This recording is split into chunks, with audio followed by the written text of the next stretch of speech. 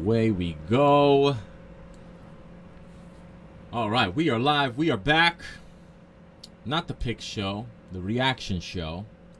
The Week 4 NFL reaction show.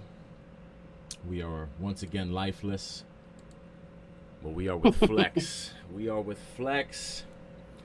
And we are with Flex coming off of a big week.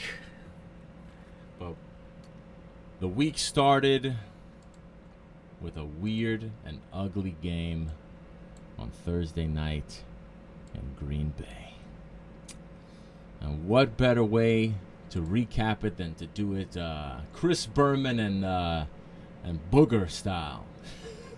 Just go prime time, going through the games. So, speaking of Booger style, wait till I get to the Toy Story game. Oh my God, what a disaster! You got something for Booger? Oh, I know. I got something for Pixar. That's who I got something for. Because that Toy Story game was, or I got something for Disney or ESPN or whoever was responsible for that, because that was a. I'm gonna take the opposite. I got some. I'm gonna give you some resistance. Okay, I look forward to that. I think the game itself was giving the broadcast resistance, but so we began the week in Green Bay.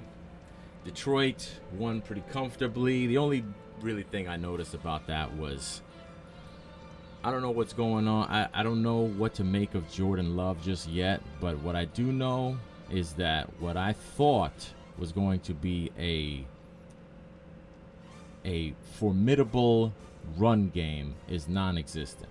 And as long as the Green Bay Packers don't have a run game, I don't think we're ever going to see Jordan Love do well, because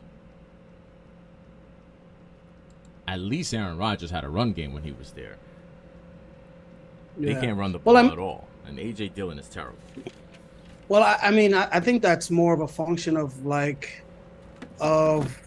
what that, like the offense has turned into, like where Aaron Rodgers, obviously you have to respect the passing game, because he could throw a touchdown at any point. I don't think it's weird, because most of the games I've seen, I don't think Jordan Love is good at all. And I've had that for about 2 weeks now. Just the way he throws the ball, he's always falling when he's throwing the ball. There's something about the way he throws the ball, and I don't know. All his number, it's like the team gets down and then he has a comeback, because obviously he has to air the ball out. So, I don't know if that's just a function of they're stopping. They're trying to stop the run, and they know that they can't air it out early, or maybe the running backs just lost a step each. You know what I'm saying? It could be that as well. But I don't think that it's a function Jordan Love is being held back. Fair. I don't know if I didn't mean to suggest Jordan Love is being held back. I'm just saying, when you come out at home on a Thursday night and you have a quarterback who this is his first year starting, we don't really know who he is yet. And I thought that going into this season, in order to kind of protect and kind of groom Jordan Love along, they would make use of their two running backs who they've had success with in the past, between A.J. Dillon and Aaron Jones. And they didn't run a run play the first two possessions. Jordan Love was sacked twice and lost 15 yards before they even called the run play. Mm-hmm. And they started the game off picking off Jared Goff. They started the game off with an interception.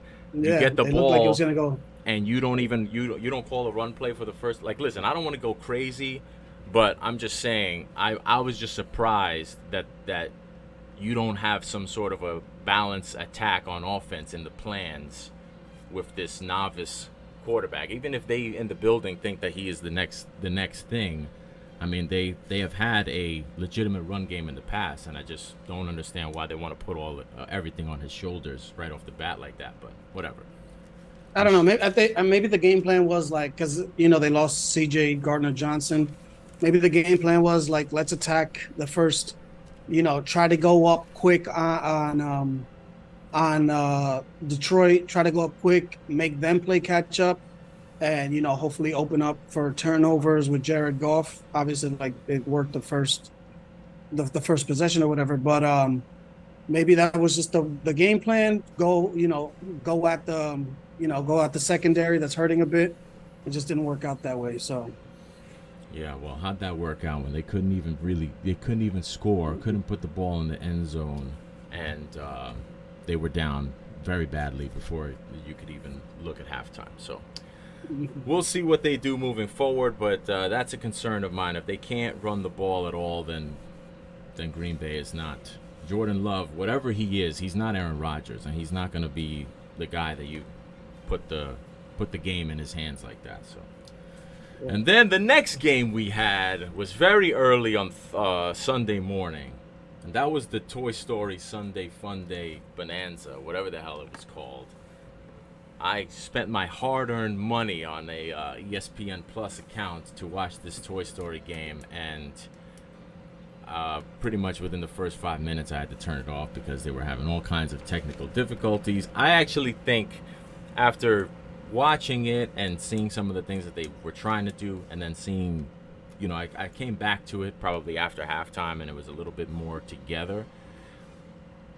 I actually was thinking about it, and with all the possibilities that exist there with the technology, it doesn't need to be live, because if that is as for kids as it seems to be, they could do post-production on that and have it be crispy and quality, as opposed to trying to do it live from all the way in London, and it's glitching and it's all kinds of problems. And modern technology, if you build this thing up and people tune in and the first 15 minutes is a hot mess, you're dead. Well, As for the game, before you go into that, as for the game, the only thing worse than the initial technology was Ritter. He's garbage. I've been saying it for weeks, and he's holding that. I don't even know if he's holding the Falcons team back, because I don't know how good the Falcons are. But they're not going. All this preseason, they sleeper pick to win the division. They're not going to win any divisions with him at the quarterback position. No, they got to get rid of him. Thank you. Nah, but he's terrible. Did you see that Mac Hollins? I know Mac Hollins, he's a borderline decent player, so he shouldn't be acting like that anyway. But when he went to Desmond Ritter, kind of like went to give him a high five or whatever, and he just flipped out, like he looked like an unhinged, like he was ready to like shoot him. Oh no, I didn't see that. On the sideline. Yeah, it was pretty obvious that they don't really believe in him. I don't know whether they get away from going to Bijan. That's the other thing. I keep hearing about Arthur. He's such a genius offensive guy. He has so many great run schemes, and where is it? I mean, I think they've been okay. They've been okay offensively, and maybe that's as good as they can be with him at quarterback. But I don't know. Like you were just saying. I mean, they drafted Bijan super high, and Bijan has been good, but I feel like clearly Ritter is not good. So why isn't Bijan getting even more carries? Yeah, I think also like I think the offense that Arthur Smith wants to run requires a running back that's kind of like more like a straight shooter. You know what I'm saying? Like Derrick Henry. Then that's an even bigger problem, because forgive me if I'm wrong, but Bijan is a rookie who they took very high in the first round, and if he's not the guy for that system, then that's an even bigger problem. Like it's almost like I think the perfect back for that type of thing, that type of running scheme is more of like the Breece Hall type, where it's one cut, hit the hole, and then be out, as opposed to like the dancing, he's good at it, obviously, whatever. But, it's just a difference between like the Saquon Barkley type, the Bijan Robinson type and like the one hit or Derrick Henry type, Brees Hall type, the ones that do one cut and go, like even Raheem Mostert, you know what I'm saying? Like one cut, go and be out. You know what I'm saying? So like obviously that plays into like Pacheco. you should be knowing what your like what your personnel is going to be and what you're going to do. Like why aren't you running Desmond Ritter more? You know what I'm saying? Like it's just I don't think he's like even you saw Jonnu Smith getting like I think 8 catches and like 87 yards when you drafted the tight end, the highest that's ever been drafted before. You know what I'm saying? Like I don't get what they're doing because it's like even with they had Tyler Algier who played very well as a rookie. He's the hard-nosed type of running back that fits in that system. Clearly, you saw how well he performed last year. Then they spent of the number 5 overall pick. Well, I was it? Yeah, I think it was 5th overall pick on a running back. Then they have one of the best prospects or whatever. When we could argue into like if he was worth it or whatever, but Kyle Pitts, and then you have Jonnu Smith, like because that's the type of tight end that you like. You know what I'm saying? So it's like, what are you like? There's no cohesion there in like what they're building and what they want to do. So I don't think it looks very good for Arthur Smith, because if they're as bad as it looks like they're gonna be, they're gonna end up with a pretty high pick, and theoretically, all that offense would need is a quarterback, and it should be plug and play, good to go, because you know they have the top 10 wide receiver, they have the top 5 running back, they have the top 5 tight end, and they're stacked. You know what I'm saying? So like we're gonna be going into third or fourth year for the tight end next year, and then that's gonna be starting to trickle. And if those guys break out, you're gonna have to start paying them. And you're gonna need a quarterback to at least get something out of them. You know what I'm saying? Agreed. And your thoughts on Toy Story? Like to your point about like the not doing it live. I don't think that works because I think the main point of that is trying to get kids to, like, fathers and parents to watch it with their kid. Like I would have no interest in watching that right now.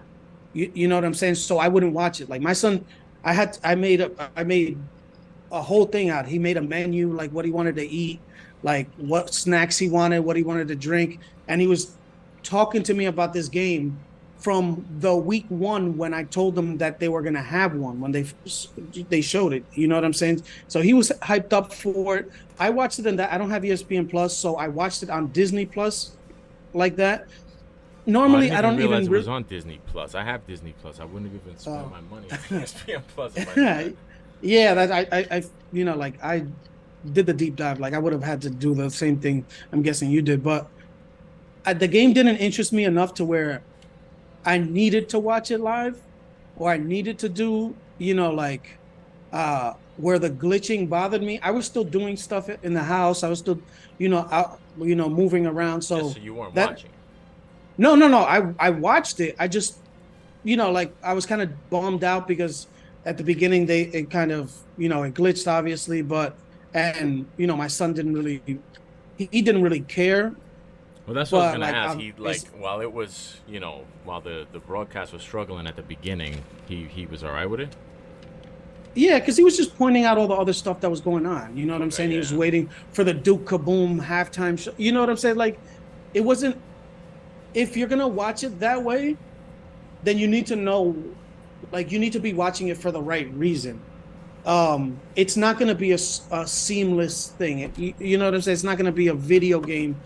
Look realistic. It's not gonna, obviously it's not gonna be perfect. They did straighten it up for the most part later on in the game. That first one, I can understand because like we're talking about like almost like with the technology that you got to transmit how far away it's got to go. Well, that's the other thing. I feel like that was a mistake just because why wouldn't you do it where you're gonna be local and you're not transmitting, across the pond. Like I feel like that was an ambitious undertaking, kind of unnecessarily. And I understand that it's not going to be perfect, but I guess I was just let down because the big city greens thing was so well done and it was so crisp. There wasn't any of that. You know what I mean? Like it was No, very very. it had a little bit. It had a couple glitches, but I think it was more delayed as well. Like Well, that's what I I think mean in that. terms of not. I don't necessarily mean you show the game the next day or something like that. But I Mm, mean if you put a delay, especially if it's going to be the 9:30 game, that gives you, I feel like, even more wiggle room yeah. before the 1 o'clock game start. Had they started that broadcast maybe even at 10 o'clock, if they would have started that at Hmm. 10, give themselves a 30-minute buffer to kind of work on the kinks and all that stuff in real time so that you have a more fluid broadcast. Because I mean, Yeah. I didn't. I mean, maybe there were glitches and stuff during the big city greens, but I didn't notice it nearly as much as I did with the football game. And with the football game, it I wasn't able to follow the game. Like Yeah. with the big city greens thing, maybe it's just the nature of the sport. Like it was just always moving, and I as long as I knew where the puck was and where the players were, like I was good. You know what I mean? I could still follow the Yeah. game and follow the action. With the Mm. football thing, it was like the ball was flying out of bounds, and I was like, "Yo, Yeah. Yeah. what am I watching here?" Yeah. Yeah. I think. And I also I mean, thought the it would have been great. How come at no point did I see them do a split screen mirroring the Andy's room visual with the actual game? Like, was there some type of rule that we can't show not one fraction of a second of the real game? Because I thought that would have been cool if they would have showed, like, because I know that when they had like the Bijan. yeah, there was the Bijan play. I think there was the interception that they did in the Toy Story joint. And had they did Mm. like a split screen to have it mirror the actual action, and so you see what really happened, and you see it alongside the Toy Story broadcast, I thought that would have been cool. But that was something that they never did. So I just felt like Mm. it was a big. At least I was hyped up for it, and I just felt like it was fine, but it wasn't the top quality production that I was expecting. But do they have a planned one in the future? No, but my son, he asked me about it, so he had a good Well, experience that's with good. it. As long as he liked it, that's all that I'm really not gonna matters. complain. It was for him. It was for Yeah, you know what I'm saying. Like he was excited about it. He has he was rooting for the Jaguars because my Adriel had an old Jalen Ramsey jersey, which I had taken nice, the nameplate off and ironed his name on the back, nice. coincidentally, obviously. So he wore that. And he was into it. You know what I'm saying? Asking a lot of questions, like the trivia stuff. So it could have been pulled off better, more efficiently. I think maybe their plan was to try this out on an early game where it's not competing with much, and Makes sense. they can get as many eyes as possible. That and like see what the interest level is. Also Well, work out the actually, now that I think kinks about it, on. the ESPN only has games that aren't competing. So, like they couldn't have done a 1 o'clock or a 4 o'clock because they don't have any 1 o'clock or 4 o'clock. Well, yeah, It but I would have mean, had I'm to be saying like, either Monday night or the London joint. yeah, Those but are the only games they have. yeah, I mean, I'm, but also it's like, we're dealing with the NFL, so they could figure something out. But because it wasn't like I know there could be, well, with all of this, like how they're doing all these media rights and all this stuff, like there could be a world where they do something like this in a game every week, and like they pay, like ESPN will pay media rights for that, but and they kind of need to see what the level of interest is. Yeah. You know what I'm saying? Just like more possibilities or whatever. But I think this is the perfect one. This is not a game that really mattered that much in the grand scheme of things. Hey, It's a hey, come London on, come game. on, come on. It mattered to the Ritter family. No, no, I know. Yeah, yeah, but you know what I'm saying? Just like in general, just like No, it's yeah, I feel you. Atlanta. Like It's they would have never dreamed of trying to pull that off for a Monday night game. Mhm. Like at least for the first time, I don't think that would have Yeah, worked. but you know what I'm saying? Like if it's next time, there's like maybe next time they do it for the Monday night, with the double header where there's one that starts earlier and they want the kids to watch, they want the kids to watch the 7 o'clock game there on Disney Plus. Just opens up more possibilities. And they didn't want to unleash that on this side. Like, and also I think one of the things is with hockey, you can put the chips in the puck, and I feel like that's more seamless because the puck is always as sporadic as it is. It's for the most part it's going to stay in the same place. Like with a football, I'm like on the same plane. You know what I'm saying? Like it's going to be, obviously you can get one that goes, past the glass or whatever, but it's not going to happen as often as like throwing a ball, way out of bounds, or like or a ball getting like fumbled. It's not as it's like the movement. It's so unpredictable. There's so many footballs. Like it's just it's hard to execute. Like you don't know where the chip would be on the football. Obviously, they can't put it on the outside of on the football. If they put it on the inside, does it rattle around or something like that? At least with the puck, you can kind of like, if you put it in there, you can mold around it, so it's not like bouncing around inside the football or whatever. So who knows? I would love to see how they actually pulled it off, which I think that would be pretty interesting if they did like a behind the scenes or whatever. Well, they did do that at the very beginning. I don't know if you caught that. Well, yeah, with all the like the chips and stuff like that. With when they Like, showed Booger and the other guy in those well, spandex suits with the little balls attached, that had me dying. yeah, but I mean, it's almost like it's the same thing as like Madden. You know what I'm saying? Like, but I want to like how they got the other stuff, like all this stuff around it. You know what I'm saying? Because that's pretty straightforward. It's like that's how they get the moves in NBA two, the moves in NBA 2K and everything like that. Yeah. So So then in the 1 o'clock slate, I think the biggest game in the 1 o'clock slate was the Miami at Buffalo. My only thoughts on that were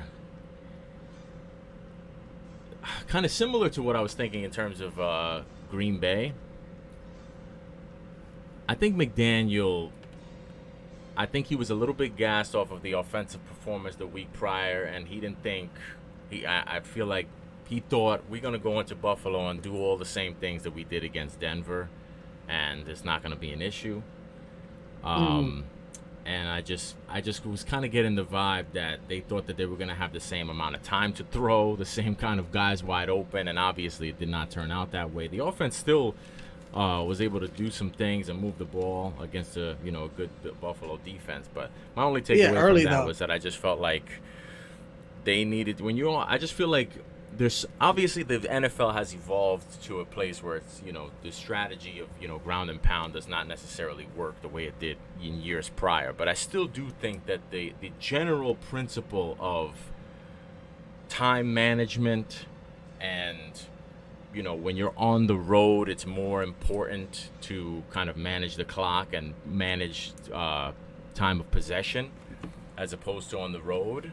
So yeah, I feel like they got to figure out some things in terms of kind of where to go when the high flying kind of aspects of their offense are not clicking.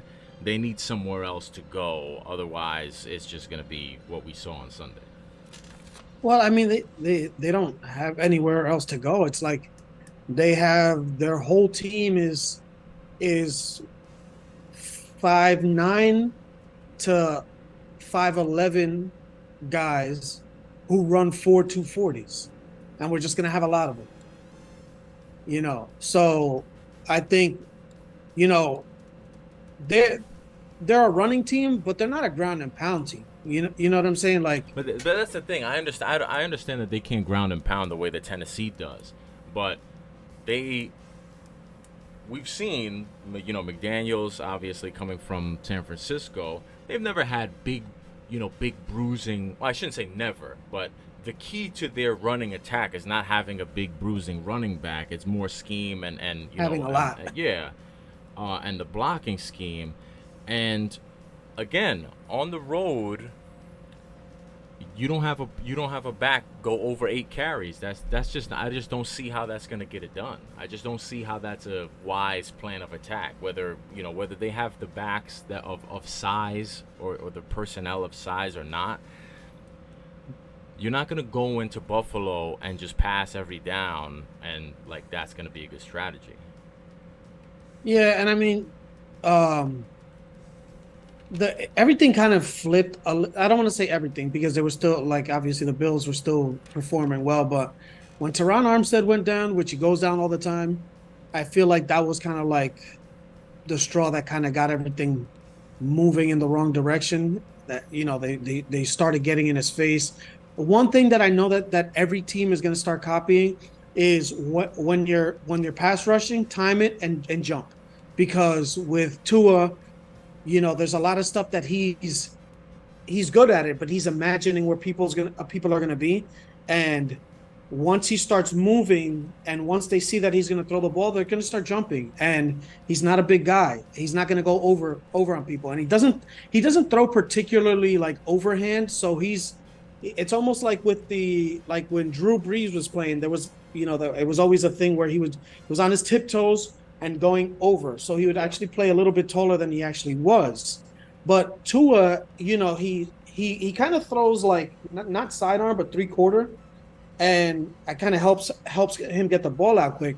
But the trajectory of the ball isn't that high. So I think maybe one of the things that they're going to catch on to, I would hope so, because if I can do it, any other people should, is just getting in the air, jumping, and once you know your pass rush is once you know you're not getting home, just kind of jump up, flail your arms up, or flail an arm up, and kind of cause a little bit of disruption for the pass, tip some balls, get some, because he looked inaccurate at times, and that's not what he is. So maybe it's just a thing where like people are going to go to school on him. Good defensive coordinators are going to go to school on it and figure out how to if he's getting because if he's getting the ball rid of the ball in 2.5 seconds, there's nobody that's going to get home, like for the most part. Even though this is a bad offensive line right now, it's very difficult to get home and sack a quarterback when he's getting rid of the ball 2.5 seconds or less or slightly more.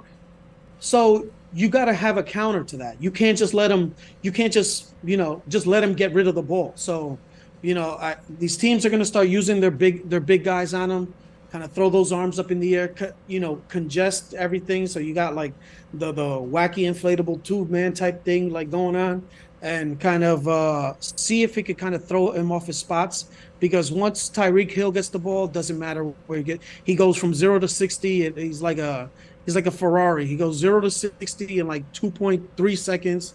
Waddle the same, and A-Chain, he's another one. Just like he's touched the ball like 26 times and has 4 touchdowns or 6 touchdowns and like 28 touches, which is bananas. You know what I'm saying? So it's like even Barrios, like all of these guys are small, so you just got to kind of overwhelm them with kind of like the other stuff going on, kind of throw off their vision and everything. Yes, and although the Miami Dolphins lost the game, the biggest loss may have been the Bills losing Tre'Davious White. That's a big one. There's not a lot of, I think the Bills have a good defense, but they don't necessarily have the depth, or they don't have a ton of margin for error. So we'll see how that goes. But that was a rough loss, even in in a big division win. It's kind of like that feeling where you won, but you really feel like you lost. Yeah, I mean, because he's what? Let's say it's got to be top. Get maybe five on the defense. In terms of the Buffalo defense? Yeah. Oh yeah, for sure, definitely. Yeah, so that's a big loss, and I know he's been banged up recently, like even last year. Like you can see the difference when he's not playing. Yeah. So. With that defense, so it doesn't allow him to do what they want to do, which is throw all those tall guys at all those tall pass rushers. Doesn't let them do. If they don't hold up that slot, that's especially at that slot position, they're going to be able to get the ball out pretty quickly. Yeah, but it was good to see DeMar Hamlin back out there. He finally, or his clone, or whoever it was The that was clone, out the there clone. in a DeMar Hamlin jersey, running out there. That was good to see, whether it was a clone or a hologram or whatever it was. And then Do you think? comparing the biggest game in the 1 o'clock slate, we also had the most filthy, disgusting game of the 1 o'clock slate, which was Denver and Chicago. I And I had I I had have, 8 games going on. I had two TVs, both had 4 games on at the same time. That was the only TV. I forgot that they were even playing. I did not watch 1 second of that game. yeah, uh, those are two. I mean, the only perspective that there is really anything even worth saying is I don't know what the Bears are gonna do with, depending on where their draft slot ends up being. It's gonna be very interesting to see what their plans are for the future. And then as far as Denver goes, I they've looked terrible, and I've never been a big Sean Payton guy. I'm not gonna go crazy and just assume I know what Denver is just yet, just because I assume that he did a significant overhauling of everything that they do, which I think will take time. I'm not gonna hold my breath and think that they're gonna turn into some juggernaut, but I'm not gonna go crazy assuming I know what they are just yet, just because to me it's still too early. They picked up the win, which I guess is something that they needed, and maybe I don't know, maybe they'll use that to springboard or something. But it'll be interesting to see how they continue to evolve, particularly next week. It's just that defense, man. Defense is atrocious. Yeah. So When so what happened? Because I remember it wasn't that long ago. It was just 2 years ago that Denver had this ready-made championship team, especially the defense, and all yeah, they were I thought the was a same exact quarterback thing. away. We just need to get Aaron Rodgers or Russell Wilson in here, and they're going to be the favorites to Plug win and the play. division. And And they got the offensive juggernaut, Jerry Judy. Sutton. Yeah, I You never know, believed that uh, Cortland Sutton and Jerry Judy were these big time.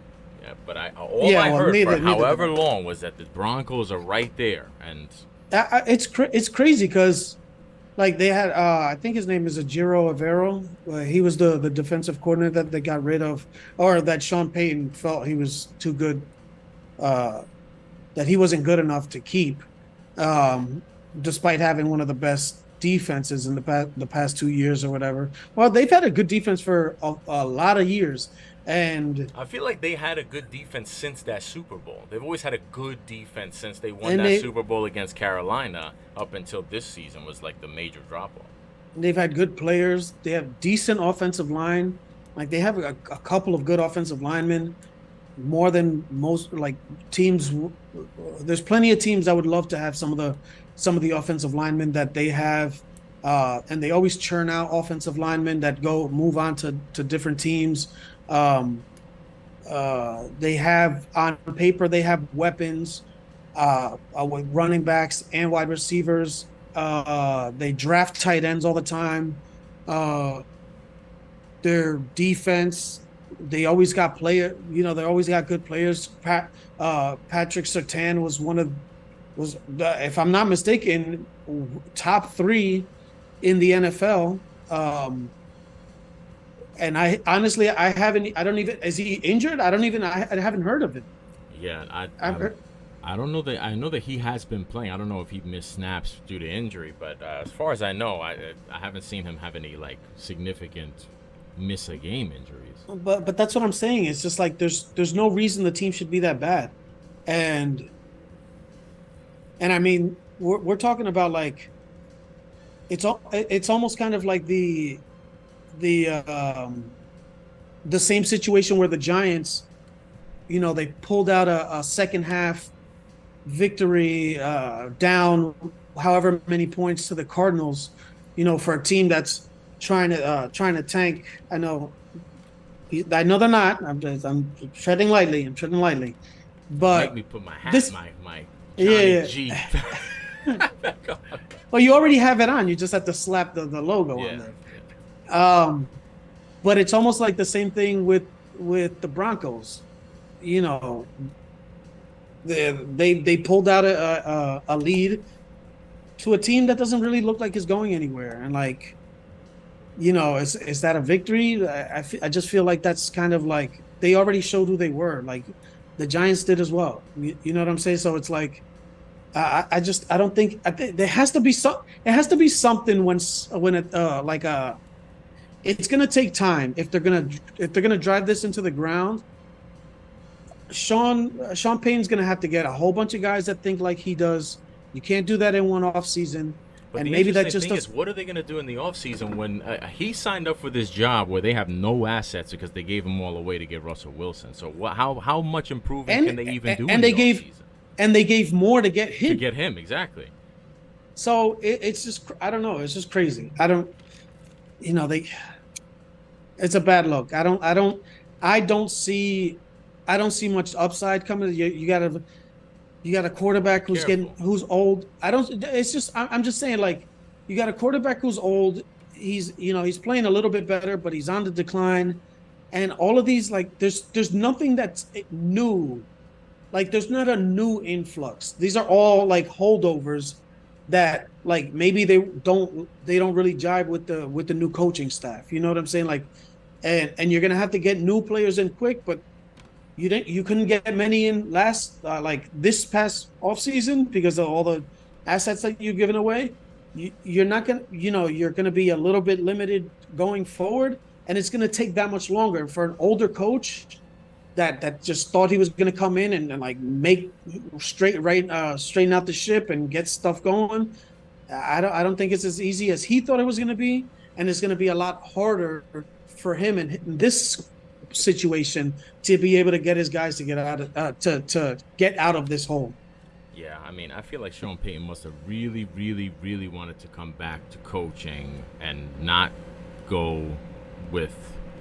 I mean, I guess he could have gone back to New Orleans. I don't know what his relationship is with the with the ownership there. I assume they would have taken him back, but he must have really wanted to come back to coaching if he thought that going to Denver with the depleted assets in the same division as a young Mahomes and a young Herbert, he must have really wanted to come back to coaching to jump on that job, because not to say that it's a bad job, but that's an uphill climb. That and $20 million a year, Yeah, but I feel like he could have gotten paid from a lot of other people. He wasn't going to get paid from the Chargers like everybody thought, but I feel like he was a hot commodity that his name was being thrown out in a lot of places, and I think he would have gotten paid. But like maybe you're right. But Maybe he just wanted to grab the bag. well, you saw. I think at some point he was like it kind of looked like an embarrassing situation where all the jobs were drying up, and he thought he was the belle of the ball, and all the seats were getting Yeah. filled, Musical and it kind of chairs.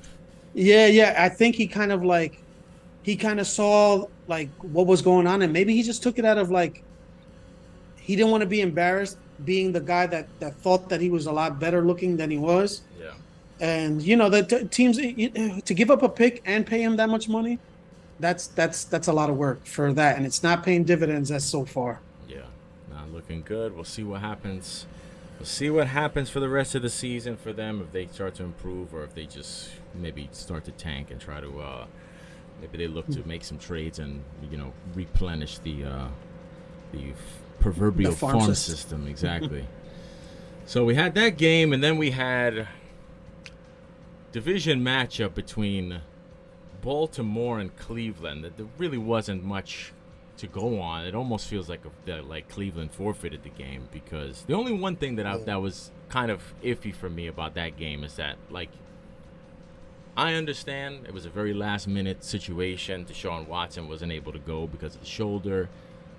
I have to imagine that there was at least, I mean, it was a surprise to the general public. I have to imagine that through a week of practice, there had to be some sort of inclination that he might not play. So they were, in some respects, getting this guy, the backup quarterback, ready to play. But my question is, Deshaun Watson didn't play, but he's not on that D-line. And not to say that the Cleveland D-line had a terrible game, but it's just amazing to me how Cleveland was after how they handled Cincinnati and how they played the previous week. Cleveland was now that was the best defense in the league, and that defense, despite having lost Nick Chubb and despite Deshaun Watson looking like garbage, suddenly Cleveland was on the come up, and that defense was going to carry them to possibly be making some noise and challenging for the division. And then all of a sudden Watson can't play, and the defense looks very plain Jane to me. They look good, but they weren't this dominant defense that's going to carry Deshaun Watson's bum ass and no Nick Chubb bum ass to the playoffs. Yeah, I think. And the I Ravens think a lot didn't of exactly look like the 2000 Ravens the week prior against Indianapolis. Yeah, I don't know. I think something there has to be something instead of like that situation where like the defense knows that they're not going to win.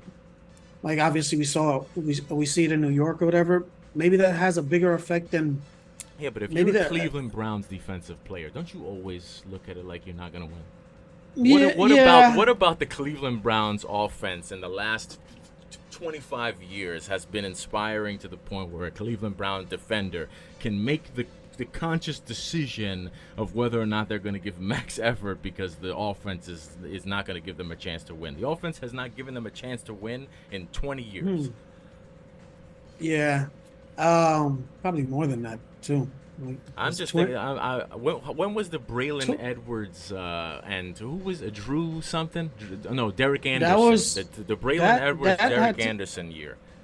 Wasn't that like that had to be 2008, 2000? Like that? Yeah, it was in that range, the 2008, 2005 to 2008 range, so something like that. To 20 years ago was did that team even make the playoffs or did they fall short? I don't even remember. No, they the first time they made the playoffs in a long time was with Baker. Baker, yeah. I remember I remember that team was making some noise, but I just couldn't remember if they were able to close the deal and make the playoffs. Yeah. As soon as I saw that last minute that they were going with DHR or DLR, DTR, whatever. Yeah, Dorian Thompson Robinson or something like that. Yeah. As soon as I saw that, even though he played really good in the preseason, as soon as I saw that, I changed my survivor pick. You had Cleveland as a survivor pick? No. I had the Chargers. Oh, and you changed it to Baltimore. And I changed it to Baltimore just because I know I don't trust Baltimore at all. The team doesn't look that good. They got the win. I mean, even like for example, like the pass to Mark Andrews. There was three people there. That was a nice. He was lucky. Pass, it was, but I mean, it was a terrible decision. But from the physical pass was gorgeous. Yes, it was a very ill-advised pass to throw. That's what I meant. It's like that's the type of stuff that they were getting away with. It wasn't like they looked particularly great. Zay Flowers, he's gonna be a good player, but I mean, the offense isn't. Like. That's the issue, like that I was saying about like all these old players, like when they were mentioning Odell Beckham to the Jets, like like older players, man, like have a past injury history, man. You can't count on that because that shit pops up. It pops up. It popped up with Teron Armstead, like in Miami. It's popping up again, and you're putting a lot of eggs in those baskets. Like, even Jalen Ramsey, let's just stick with that. But then you're going with Odell Beckham Jr., you're giving him all that money, which a ridiculous amount of money. And it's like, you can't count on them being around because players who get injured, they don't stop getting injured when they get old. I feel like that signing doesn't happen if they're not in the contractual situation that they were with Lamar Jackson. I feel like that was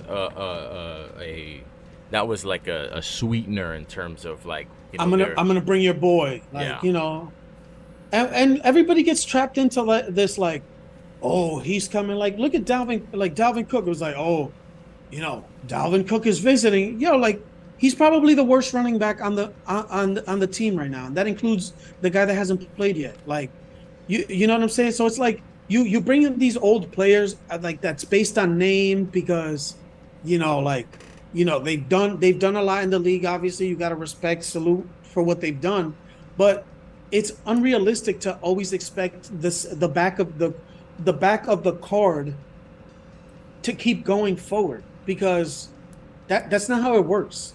You know what I'm saying? Like it doesn't on your when you go on your first contract and you start early and your second and third year and you keep getting better and better and better. Yeah, you can see how that might take off. But when you're already in year 6 and you've taken your lumps and you've already gotten your a big contract, it's and you're getting hurt every once in a while. Like it's not going to be the same. You don't have the same juice. Like it just, I don't. It very rarely works. Let me put it that way. That you No, get a I hear you, but you get a player on their third. You get a player on their third contract, older, 27, 28, and up, and he's not a guy that's been in your team on your team forever. It's just a name that you want to like make a splash, get people talking about your team. Never works, or very rarely. Nine out of 10 times it doesn't work. yeah, the only thing I'll say is I don't think that Baltimore, like I said, I think that signing was not even necessarily in an anticipation of what he was actually going to produce on the field. I think it was more of a appeasement to Lamar. I don't even think that I don't think that they're relying on Odell Beckham for a ton. I don't think that he's going to be. I don't think. Basically, I don't think that signing Odell Beckham or having not signed him is going to be the difference between whether or not the Ravens' offense clicks or doesn't click.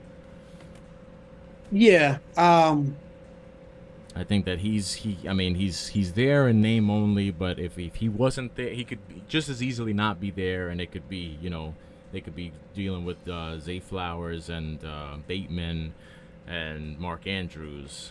I just think it's just a matter of it's going to be seeing how well and how quickly they can adhere to the new offensive coordinator's system. So Yeah. I'm not ready to just kind of I don't know what the Ravens offense is going to look like, but similarly to how I feel about Denver, I can't rule it out that they will finally kind of find their way with that offense. So for me, it just kind of remains to be seen, and I have no expectations of what Odell Beckham is going to do. I think that by the end of the season, Zay Flowers will. I forget about by the end of the season. I think right now he's their number one receiver, and I think that Odell Beckham is at best a fourth option, third option, maybe. Yeah.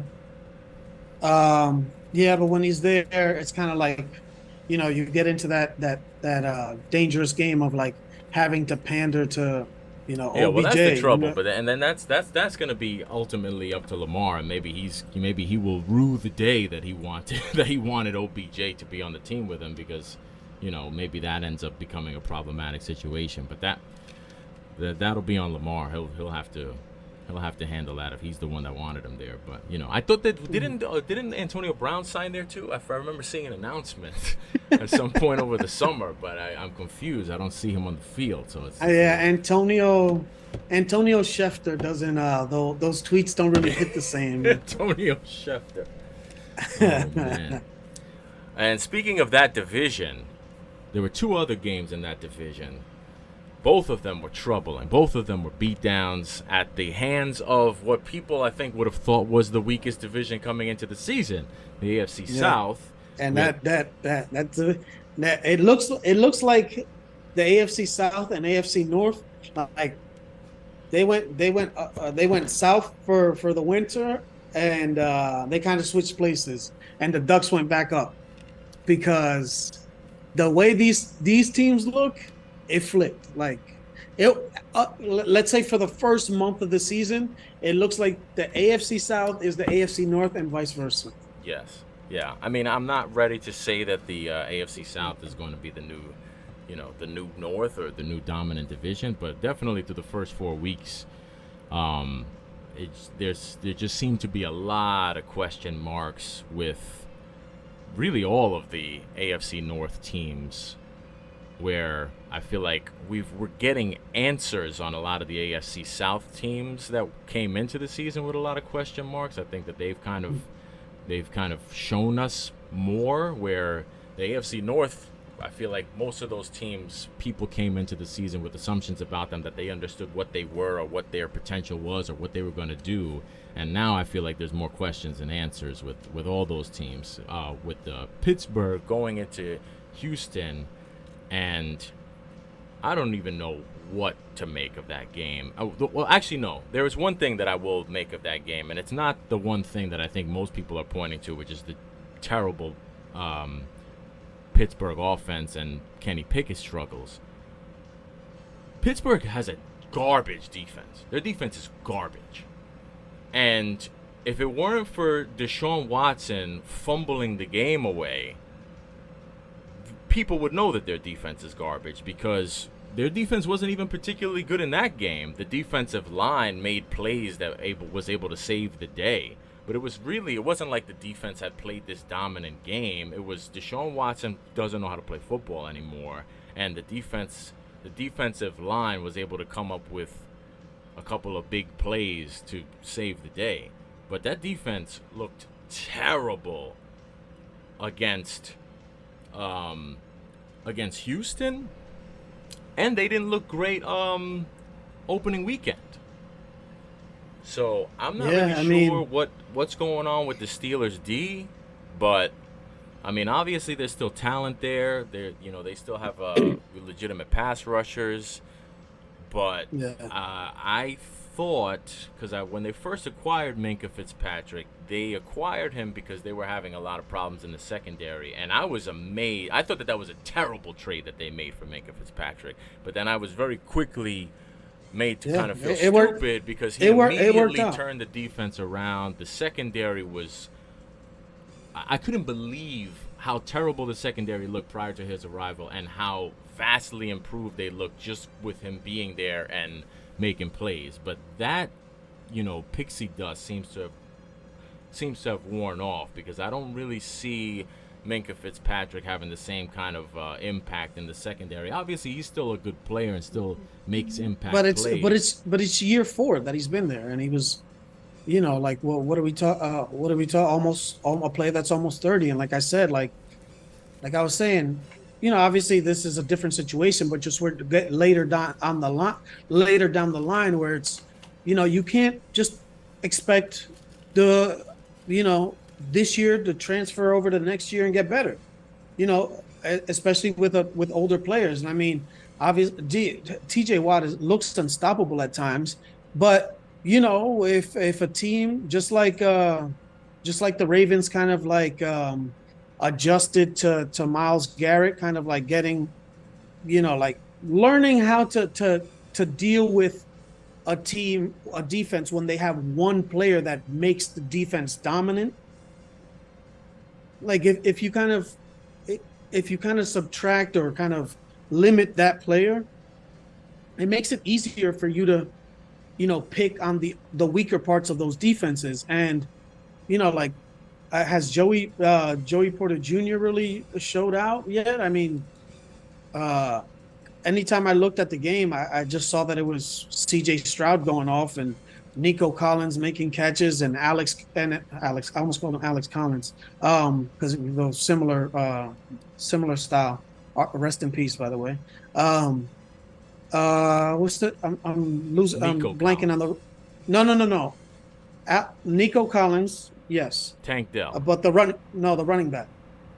Dameon Pierce.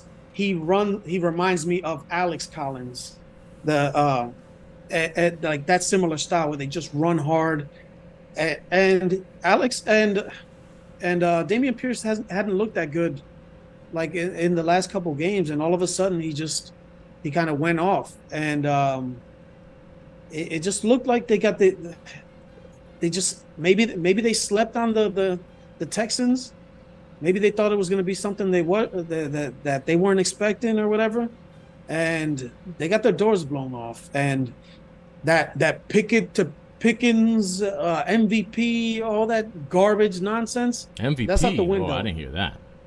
Well, yeah, what Louis Riddick said that that Kenny Pickett was going to get he was going to be in the discussions for Yeah, but MVP. Lewis Riddick, I mean. Yeah, but I'm saying it's still a viable talking head on TV that supposedly has some credibility, saying garbage, nonsense like that, and people run with it. People start to believe it, and then it's forced down our throats. And then what we see on the Oh field is my. not All is right. not what they Pipe see. down. Pipe down. No one was forcing Kenny Pickett for MVP down our throats. Let's dial it back a little. No. But the Pickett to Pickens, that was the Pickett to Pickens. That was forced down everybody's throat. I'm not going out on a limb on that one because I was sick of hearing that. Fair enough. The other AFC North, AFC South matchup, Cincinnati Bengals getting beaten down by, I was going to say your Tennessee Titans, but they're not your Tennessee Titans. They're somebody's Tennessee Titans. My Houston Texans, remember? Okay, your Houston Texans. Word likes Tennessee Titans. Yeah, exactly. Although I even said to him immediately after we made our picks, the first thing I said to him on Thursday was, I'm disappointed you didn't take the Titans. Yeah, you're right. And, shame on me. I should have taken them. But the part of my strategizing was that he said he wanted me to go first. Whatever. I thought he was going to take the Titans. He didn't take them. And I couldn't have guessed they were going to just completely destroy especially how they looked the week before. Yeah, exactly. I don't know where. I mean, listen, I'm tempted to laugh at the Bengals, but I'm gonna be reasonable and rational and take the same approach as I am with a lot of the other teams that it's still too early to really see what they are. But I will say, I had my questions about them coming into the season, and it's getting late early. Yeah, I don't know. I mean, I don't know that I can just explain away their offensive struggles with the Burrow calf injury. That's not enough for me to say, oh, okay, that's why they can't score a touchdown. Yeah, because he's always gotten sacked. He's always gotten sacked before. He's always gotten hit before. And, you'd think that the offensive line has gotten better. This is a guy who came off of a blown ACL and came back on the field like it was nothing. Obviously, not to say that having an ACL that has been repaired and that you've been rehabbing is the same as having a muscle strain or tear in your calf. But this is not a guy who is a stranger to playing with some physical kind of, whether it's repair or being banged up. I mean, it's the NFL, and if you're out, the old saying, if you're out there, then if you're out there to play, then you're not injured. But it's not even that they've been it's not even that Joe Burrow hasn't been Joe Burrow. Joe Burrow has been garbage. He hasn't been anything. Yeah, he's been dreadful. The whole offense has been dreadful, and I don't know if it's because I feel like people are kind of explaining it away as it's the calf injury, but part of me feels like, is it the calf injury in the game, or is it the idea that the calf injury has limited his ability to remain in sync and practicing with his receivers? I think it's both, and I think his timing is off because of it. If I'm not mistaken, it's his plant leg.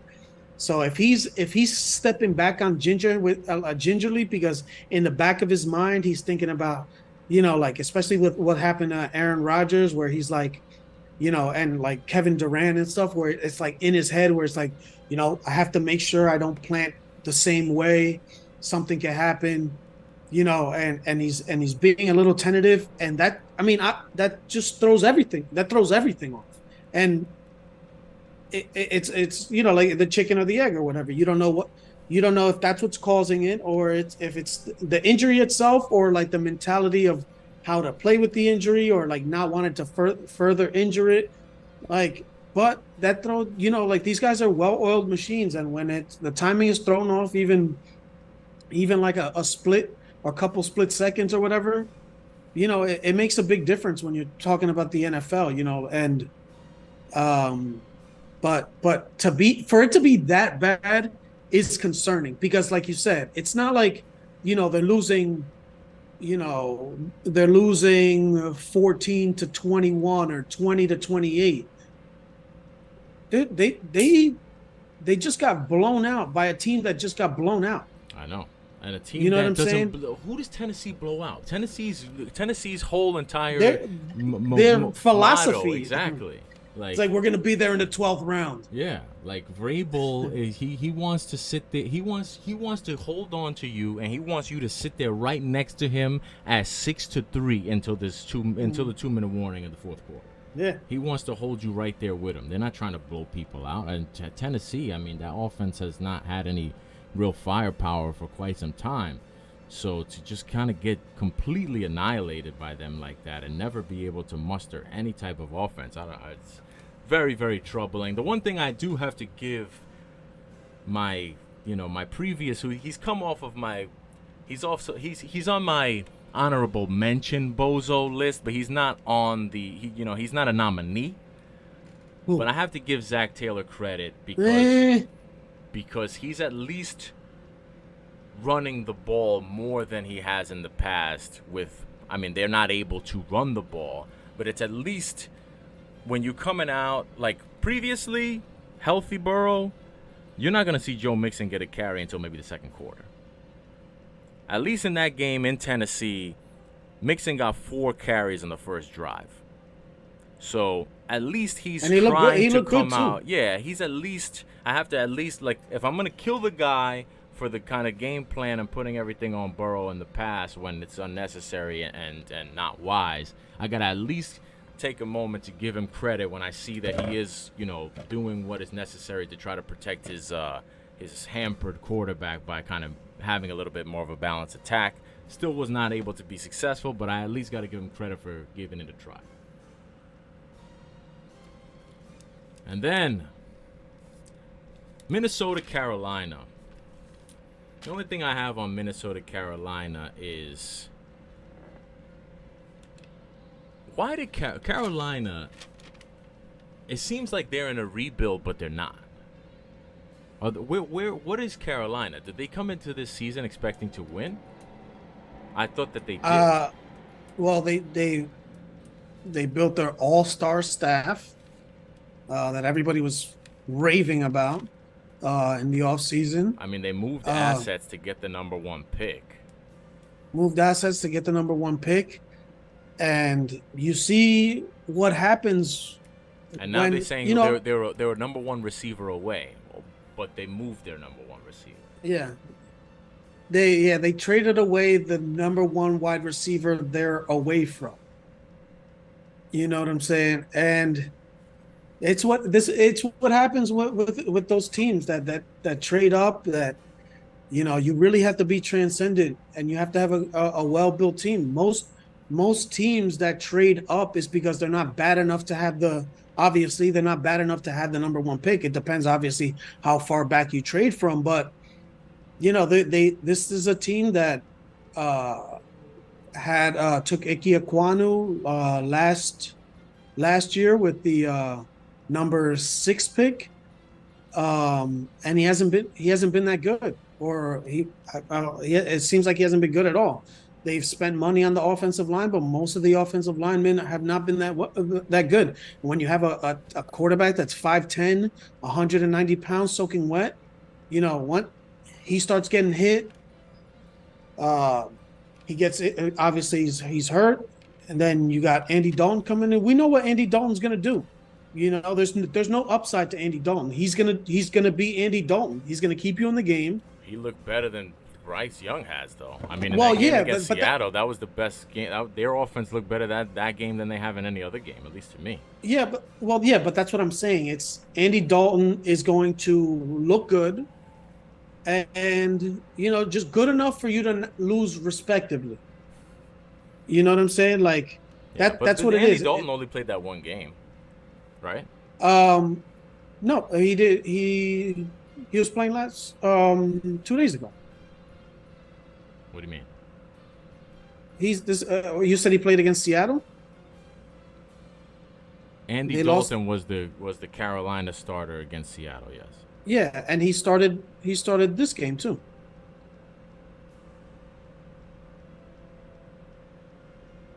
The the game against Minnesota from Yes. Sunday. Uh huh. Why did I have Bryce Young start in that game? No, Anthony Richardson came back. I think Bryce Young was still out No, you're because he confused. threw for Andy 300. Dalton did not play against Minnesota. Bryce Young played against Minnesota. Oh, wow. I missed that completely. I assumed that. And didn't he throw for 312 yards? Or did I Who? hear Andy Dalton?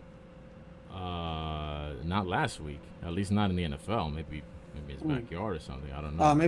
Maybe I misheard. No, Andy Dalton Um, started the Seattle game, but Bryce Young was cleared to play, and they were. I mean, I.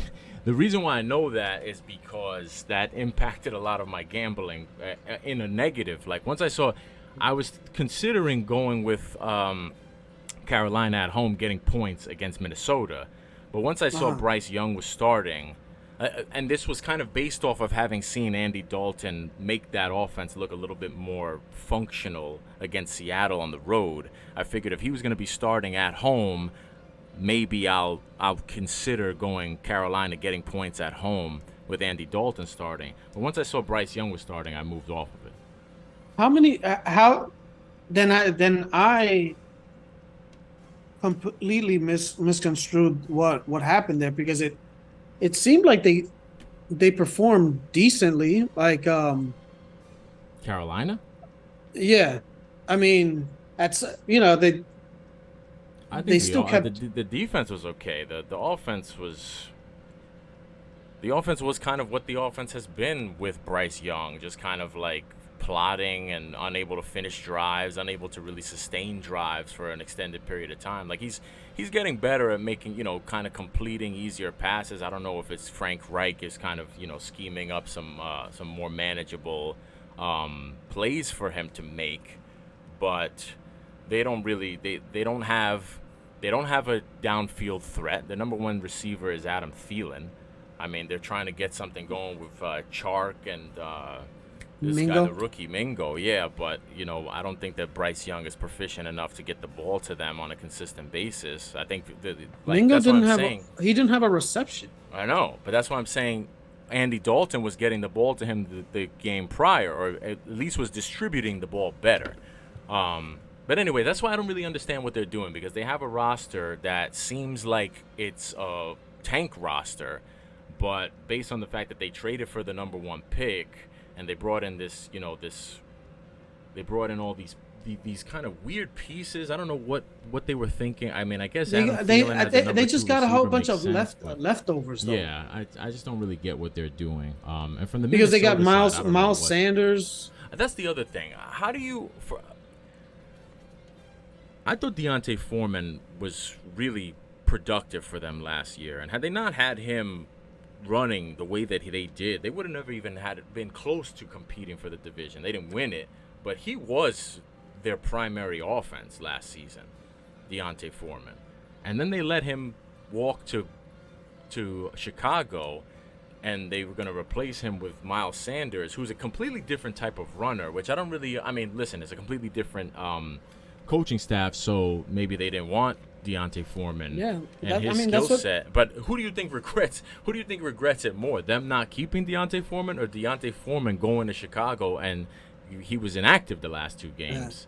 I don't even know what kind of a bag they gave him, but I mean, I know that he has wanted to play, and now he's not even dressing for these games. So I don't know. These decisions that these dudes make is very, very confusing to me. Yeah, like I don't know. I mean, because the last couple of years, the Panthers have had Garbage. like they've had garbage quarterback play, garbage offensive player, or whatever. But it just always seemed like the team was built, like it wasn't a bad team. But I get when you change everything up, like both sides, obviously the whole organization gets flipped up. the same players that are there, that like it's like they're just not going to fit always into that next scheme and going to take that next step. Yeah, I don't know. Confusing game. Two teams that I don't really think are going anywhere anyway, so it doesn't really And matter. the Vikings defense has been getting lit up, man. I don't understand how Yeah. that's all you can muster up. Well, yeah, but I mean, they were getting lit up last year too. They just were able to get away with it, with some fortunate kind of bounces in these one-score games that they kept winning, which was never going to be sustainable this year. So it's not too shocking what's going on with Minnesota this year, but Well, that's why they say, like, if all those one score games go in your favor one year, the odds are that they're not going to go in the favor your favor the next year, and we have a couple examples of that so far early in the season with the Giants and the Vikings. We can see how that's working out, and it just makes you realize what's going on. Like, when you have to when you think that the team isn't as good as it really is, and everybody thinks the same thing, like, maybe you should just kind of trust that. as a fan or as a player? No, no, no, no, no. Looking at it from the outside, not a Yeah, fan, not yeah. a player. But when, like, you're like, oh, okay, is the team that good? They're pulling out all these one score games, but they're getting wins. They're in the playoffs, like, and you're still not convinced that they're a good team. It's like, okay, then maybe they're just not a good team. But it's hard to argue against a record when you have the record. When you have a good record like that, it's hard to argue against that. Yes. But when you see the results flip, then you see them for what they really are. Yeah. They are who we thought they were. And then we had the Rams going into Indianapolis and playing another weird game where they. How about this? How the hell did the Colts come back on the Rams? Do you know how many passes they completed, down 23 points to tie the game and go into overtime? Down 23 points in the second half. Anthony Richardson brought them back from 23 down to force overtime by completing 7 passes. 7. Not in a drive, not in a quarter. From 23 zip in the third quarter, 7 passes got them to an overtime. How's that even possible? Not only 7 passes, you would think that if you only completed 7 passes and you came back from 23-0 to force overtime, you would think that there was you at least had to get one score on defense, or you would have at least had to have several turnovers to have good field position, so you don't need to complete a ton of passes to move the ball downfield. They only forced 1 turnover, and in that 1 turnover, it led to a turnover on downs. They didn't even get points off that turnover. So how the hell did they come back from 23-0, completing 7 passes, and not scoring off turnovers? I can't even wrap my mind around that. The run game, man. That's the only thing that. But that's not. I mean, yes, it was the run game. Obviously, I watched the game, but I'm just saying, like, when you think about that, that's a bad look for the Rams.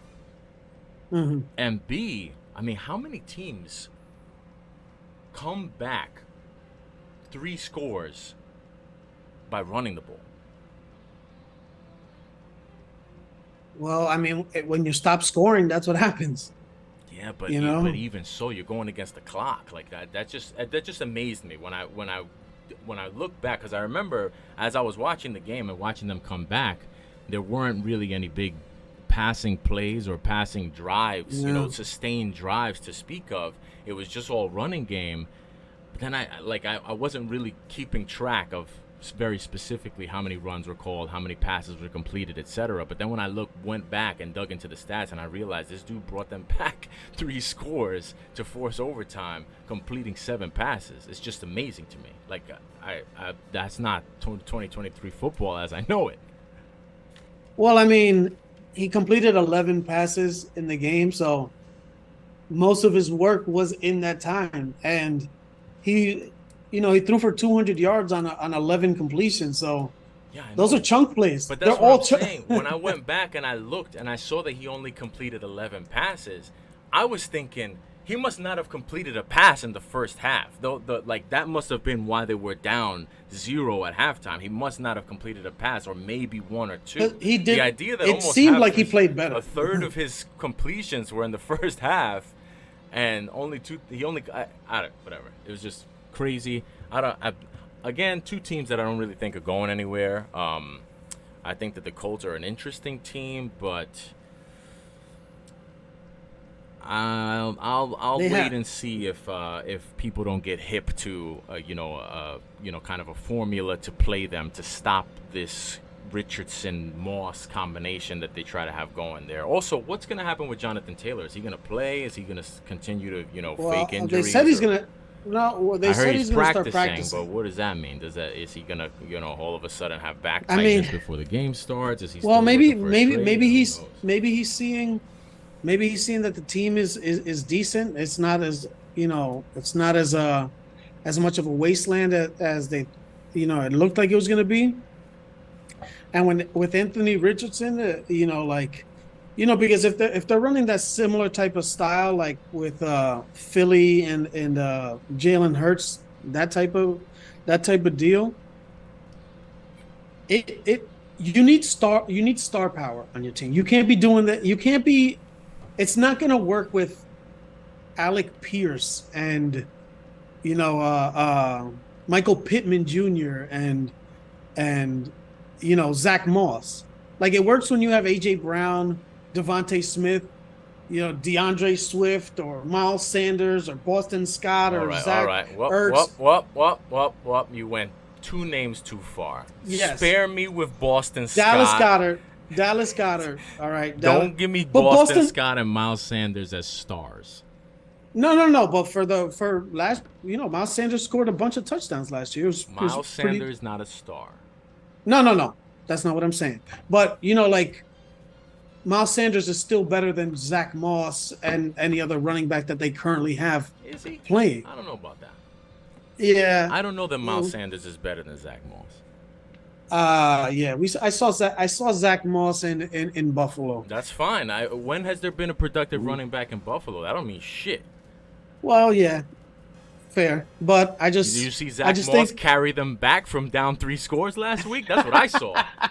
I saw Zach Moss running motherfuckers over and bringing the team back, a mediocre team. That's who he was supposed to be, man. And I saw that's what they drafted him. I see Miles Sanders wasting away now that he's not behind that Philadelphia offensive line. That's what I see. Hey, man, that's another thing. And okay, but don't give me Miles Sanders as a star and that he's better than Zach Moss. Come on. Yeah, but for when he was on the team, that's how it looks when you got all these other players. To that job. That's why we know about Boston Scott and Gainwell, because Miles Sanders wasn't even good enough to be the primary ball carrier on the team. Yeah, well, that's one star I forgot to mention. I'm sorry. I should have.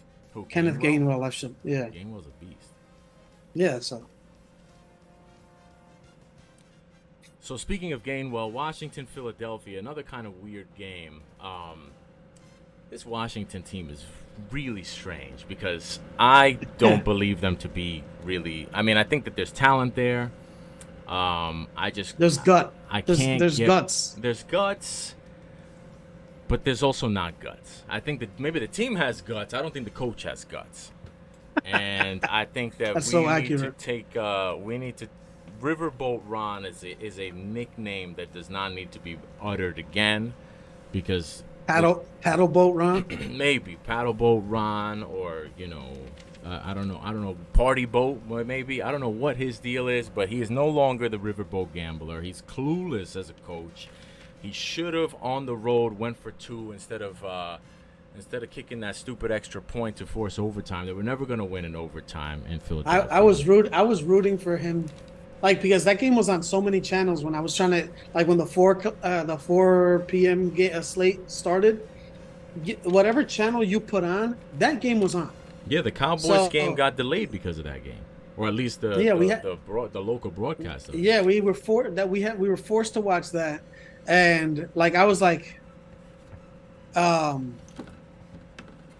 thought that they were, if they went for 2, I thought that they were gonna, honestly, I wanted Washington to lose, so I wanted them to go into overtime. So that kind of just goes into the mindset. like you knew that they were going to get the 2 points if they went for it, because all of a sudden that offense woke up and the defense, the Philadelphia defense, shit the bed. Like they went Yeah, that down on was the field. troubling. They went down the field on them like crazy. Like, and this was another like kind of like comeback. I know they kept it close, let's say for the whole game, but No, towards that the was a end, they come. kind Yeah, of no, you're right. That was a comeback though. yeah, but towards the end, they kind of it got that feel like the momentum shifted, and you could see Washington coming back, and then that last drive, it was like, damn, they're gonna score. Like I was like the only hope was that them to have an incompletion on that last play of the game, and it was actually they were crazy lucky because the game because I think they went for it with 5 sec. One of the plays they ran with 5 seconds left, or it might have been 8 seconds left, and then it left like 2 seconds left for the last play, and and like it just looked like it looked like the offense was going to score a touchdown, and if they did, it looked like had they gone for two, they would have gotten it. It didn't look like when you had to root for for them to go for overtime for you to have a chance as a like if you wanted the Eagles to win. Yeah, and especially because by the time the end of that fourth quarter took place, just like you said, um, there was there was 5 seconds left before they ran the last play, but that whole last drive, that was a long drive. That Philadelphia defense had been getting kind of run into the ground the whole game, and that final drive was a 10-play drive. So you know that your best chance to win the game was going to be to close off that 10-play drive with the touchdown, and that defense was reeling, and to try to get the 2 points right there. If you were going to go back into a coin flip, allow the defense to get a breather and go into overtime, having completely lost the momentum and potentially not even getting the ball, you were dead. So that was, I mean, I don't think that that's what lost them the game, but a team like that, maybe they think higher of themselves than I do, but I just feel like a team like that on the road with a chance to win a game like that, that the move is to pull the trigger on to try to end the game in regulation. I just think for like it's so ridiculous for. I mean, This is the let's same be guy honest. that gave us It wasn't. the manufactured us that tie against the Giants on the Well, road that's as what. well. But that's what I was gonna say. It's like this Riverboat Ron thing. Like in his defense, it wasn't him who gave him this moniker. You know what I'm saying? So we're still holding him to a standard that maybe he doesn't even, maybe he doesn't even really fully believe in. Because I mean, Maybe he how doesn't many? even like rivers or boats. Maybe he just likes ties.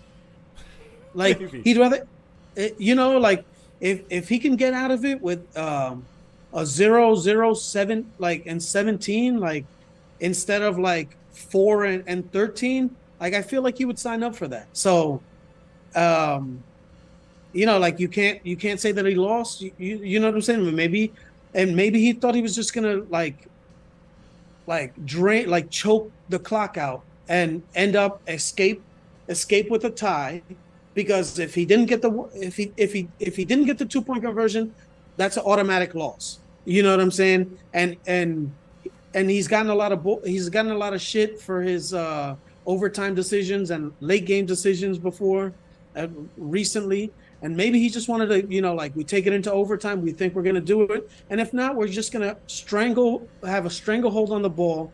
We're going to take the air out of everything on the field. And we're going to end up in a tie. And a tie against one of the best teams in the league for him is a win. So maybe that's just how he looked at it. Disgraceful. And this is why I can't stand him as a coach. I mean, am I wrong? Am I wrong? Am I crazy for thinking like that? I'm just trying to get into his train of thought. I think he's crazy for thinking like that. I think you're onto something. I think he's crazy for thinking like that. I think that he's doing his team a disservice, because I don't think Sam Howell is great, but he is good enough and he played well enough for them to win that game. But I don't really know. Washington's going to be an interesting team to watch moving forward because it's kind of one of those situations where there's a team that kind of has some talent and could make some noise. It's just going to be a matter of A, how well they're coached, and B, how motivated they are.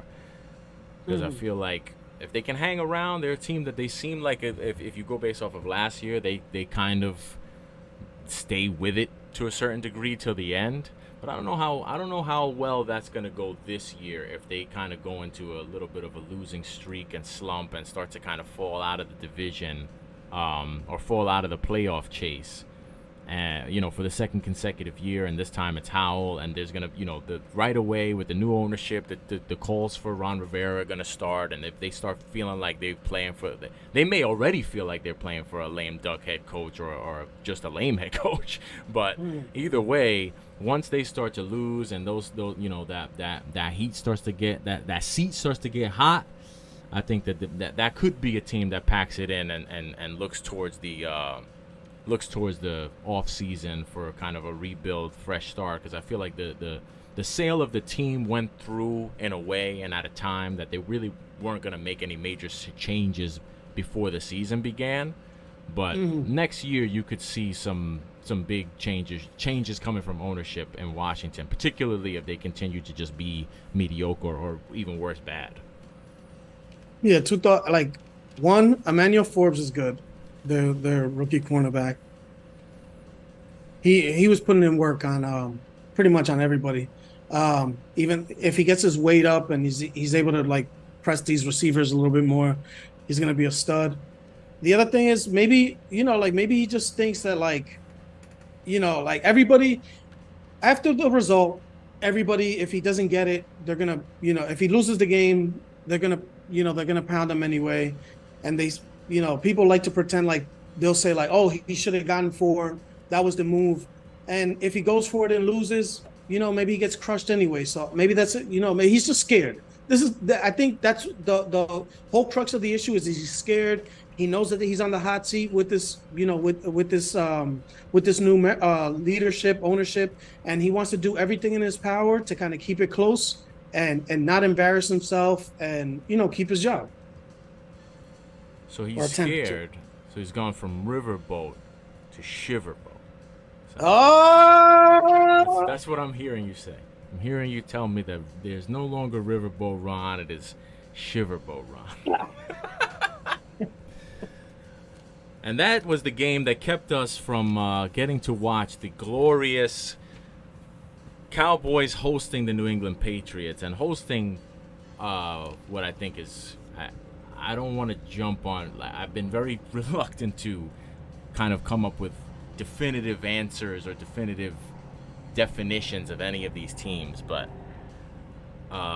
where I see New England right now is I think their season is over.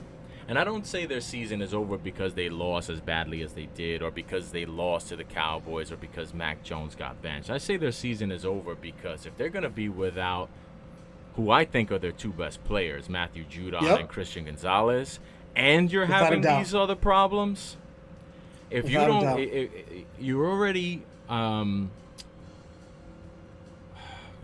without Judon 100% for several weeks, right?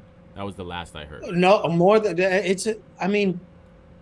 whenever I got a torn biceps in Madden, he was out for the season. Okay, so at minimum, so let's go by that. Yeah. So at minimum, they shouldn't expect him back anytime soon. 8 weeks minimum. Yeah, they're already 1-3. They're already, kind of things just seem to be spiraling out of control when haywire with the quarterback situation, with the offense. Everything just really seems to be out of control there, and if they're going to try to kind of get the season back on track, they're not going to be able to do that without Matthew Judon and without their standout corner. So he's looked really good, man. Yeah, I really think that could have been a season ender. I mean, listen, maybe they get right next week maybe they get a win and get right next week against New Orleans, but they're a team that, given the division and given the conference that they play in, they're not going to be able to kind of dig much of a hole for themselves if they want to try to make the playoffs. And starting off 1-3, and then And losing Judon. even the one, it's like they balled out on defense.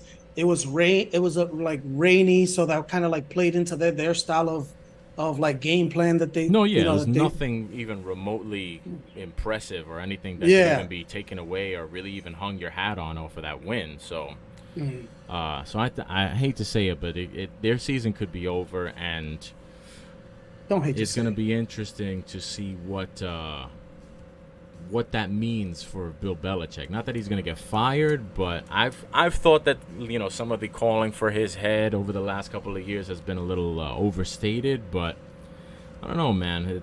I think that the New England fans, it sounds like they're running out of patience there. Whether whether rightfully so or they're just spoiled, that's anybody's conversation to be had. But I think for this season, I kind of thought that maybe if their defense was going to be as stout as a lot of people expected it to be, and maybe if they got some more out of their offense now that they didn't have Patricia and Joe Judge as coordinators, I thought maybe they could kind of compete for one of those last playoff spots. But now I say no shot. I think it's over Agreed. for them. R.I.P. The king is dead. But he's only dead until he's alive again. That's what the NFL is, I guess. Yeah, it's like you can't like when you don't have a weapon that's gonna scare on offense that's gonna scare people. Everyone is It's scared gonna of Hunter Henry. I don't know if you realize this. Terrified. yeah Hunter maybe Henry is. yeah well maybe deer, maybe bear, maybe ducks are Who's scared of their number one Hunter. receiver? Is it Kendrick Bourne? Who? I don't even know who their number one receiver is. Juju. Is it Juju? But that's what I'm saying. It's just like a mishmash of like 72 ratings on Madden. You know Yeah, what I'm I feel saying? like And like, Zeke Elliott must have been real sad sitting there, realizing that now the Cowboys have gotten off to such a hot start, and he's found himself on what could be a lost season. But yeah, you had a good run, Zeke. Belly out. sometimes Good luck to you, my friend. belly it. Zeke Belliot, exactly. And then the other late 4:00 games, we had Arizona, San Francisco, and we had the West Coast games. We had Arizona, San Francisco, and we had the Los and the Las battling it out. The Bozo Bowl is what I like to call it. And Yeah, somebody had to win that game, despite how bad each team tried not to win the game. Yeah, well, that's what I'm saying. Like, the only reason somebody won it is because somebody had to, Yeah, well, technically, not I guess because they somebody could've tied, wanted. but Well, yeah, but they didn't want to play it. They wouldn't have wanted to play more. yeah, I don't know, man. I'm curious to see if this guy Josh McDaniels he's an interesting character, man. I wouldn't be surprised if we don't see Jimmy G for the rest of the year. Yeah, man. Not that Tell me, Aiden that's what you saw. O'Connell lit That's it what. up, but this guy But is just strange. I feel it like just that might seems be like his it just seems like scapegoat. that's what he wants. Yeah. That's what he wants. You know what I'm saying? Like, it didn't work out with Jimmy G. Like, we brought in a player. We're gonna at this point of the season, we're going to see what we've got going forward. We're gonna let the young players play. He buys another year. Like maybe he tries to, not directly tank, obviously, but buys another year, and then gets to maybe make that decision, like with the draft pick, and get a quarterback that is his quarterback, and maybe try to buy time that way. But we already we all saw this coming. We've seen this coming. That's the thing I don't understand is that as far from my perspective, from where I'm sitting, I feel like I've seen this Josh McDaniels movie play out so many times already. And not even to say that he's bounced around, he's had so many head coaching jobs, but his resume is enough that I feel confident that I know what he is. And none of it, like you said, none of it is surprising, at least not to me, but I just don't. He's Lane Kiffin in a suit in somebody else in another white guy's suit. he's basically the same thing. It's like Those visor like coaches, man. yeah, man. Those, you know what I'm saying? Steve Spurrier the same. You know what I'm saying? Like that type of like sneaky, snaky, like thinks that they're smarter than everybody. They're gonna do things their way. Everything is always somebody else's fault.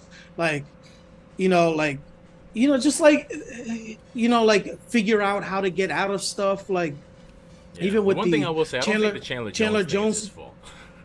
Yeah, but even like with stuff like that, where it's like they can use not, it's not his fault per But he se, can handle it way better. but he can use no, he can handle it a little bit Oh, better, and he but can he use it doesn't as want an to. yeah, yeah, yeah, yeah, He doesn't want to yeah. because Yeah, he I can got you. use it as something that kind of like like something's going on, out of my control. You know what I'm saying? You're all So over it. that's what the snake oil salesman does. That's the Yep. move.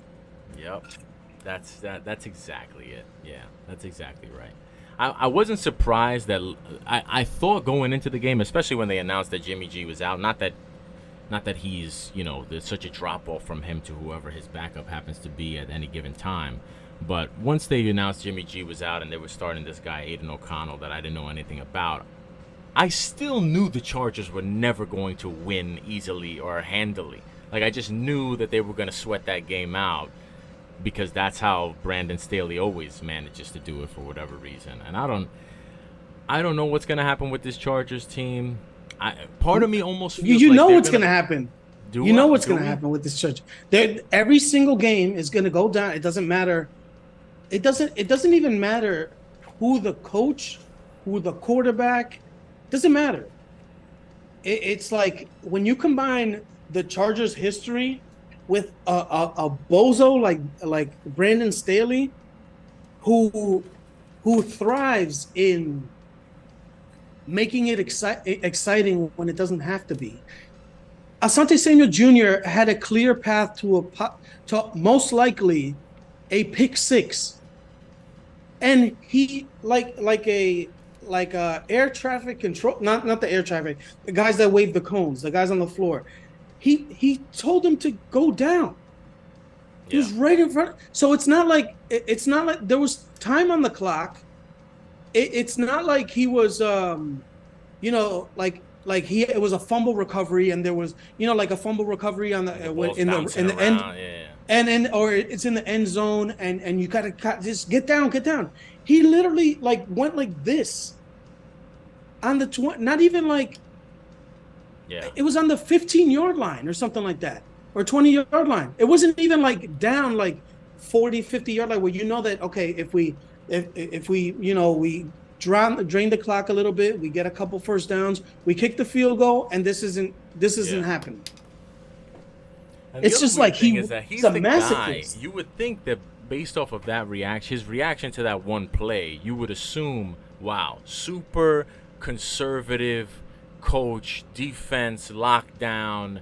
And meanwhile, he's the coach that is known as the most reckless, going for it on fourth down. All kinds of Yeah. weird decision making as far as that goes. So nothing that he's doing really kind of adds up and makes any sense. I still maintain that I think that he'll be out at the end of this season. But the only reason I say I don't know what's going to happen with this team is that right now things look so dicey. Do we think that the Chargers are going to be a playoff team or no? Let's go to my board. Can Well, you I think fire so. Brandon Staley if they make the playoffs this year?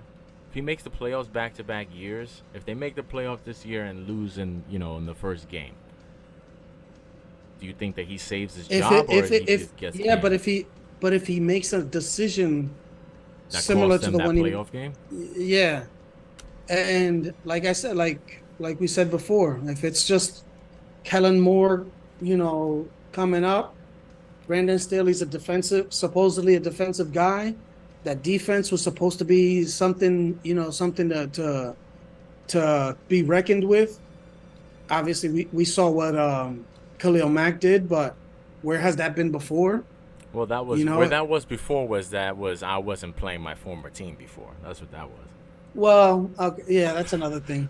But you always got. That's why you always got to. That's why you always got to mention the revenge games, Oh, for sure. just in case. You know what I'm saying? It didn't work out. And Bosa was out again, man. Bosa can't stay on the field. Yeah, man. That's another thing. You know what I'm saying? It's just like that's just their thing. Like they get hurt on defense, their players get hurt on both sides of the field. Um, they find a way to fuck it up at the end, and it's like there's like their one score games are only they're all self inflicted. Yeah. Like you know what I'm saying? Like the other games are organic. They end up that way, and the outcome is what is a flip of the coin. The flip of the coin is for them is just like it's like are we going to make it a one score game or they're going to lose? Like it's not and make it it's going to be a one score game that's interesting or they're just not going to make it close at all. But it just seems like there's no there's no other way for them to play games. It's Yeah. like he needs it. Yeah, he's a sadist. He's a masochist. This Yeah. guy. He needs to feel pain and fear with every game Yeah. until the very That's end. where I live. Speaking of pain and fear, my guy Johnny G almost inflicted some pain and fear on Kyle Shanahan. I don't know if you know about this. I mean, they were playing a tight game. I'm glad I stayed away from the 14 points. As tempted as I was, I didn't want to go with them coming off of extended layoff. I thought that San Francisco should pull away, which they did in the fourth quarter. But surprisingly enough, my cards were keeping it scrappy up until then. Yeah, man. Josh Dobbs looks good, man. Like, Josh and Dobbs. he doesn't look like he looks like he's doing what he's supposed to do. And what he's supposed to do is shave his eyebrows off.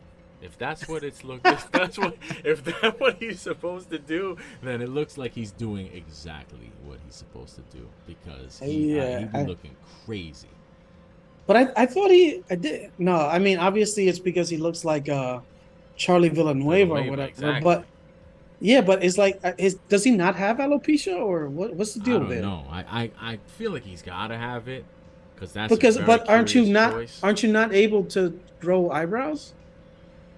Yeah, I mean, at least I don't know, man. You gotta ask Jada. Maybe she knows. I don't know. I don't know if there's different levels.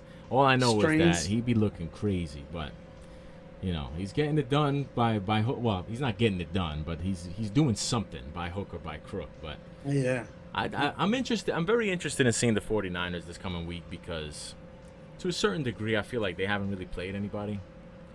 So Yeah.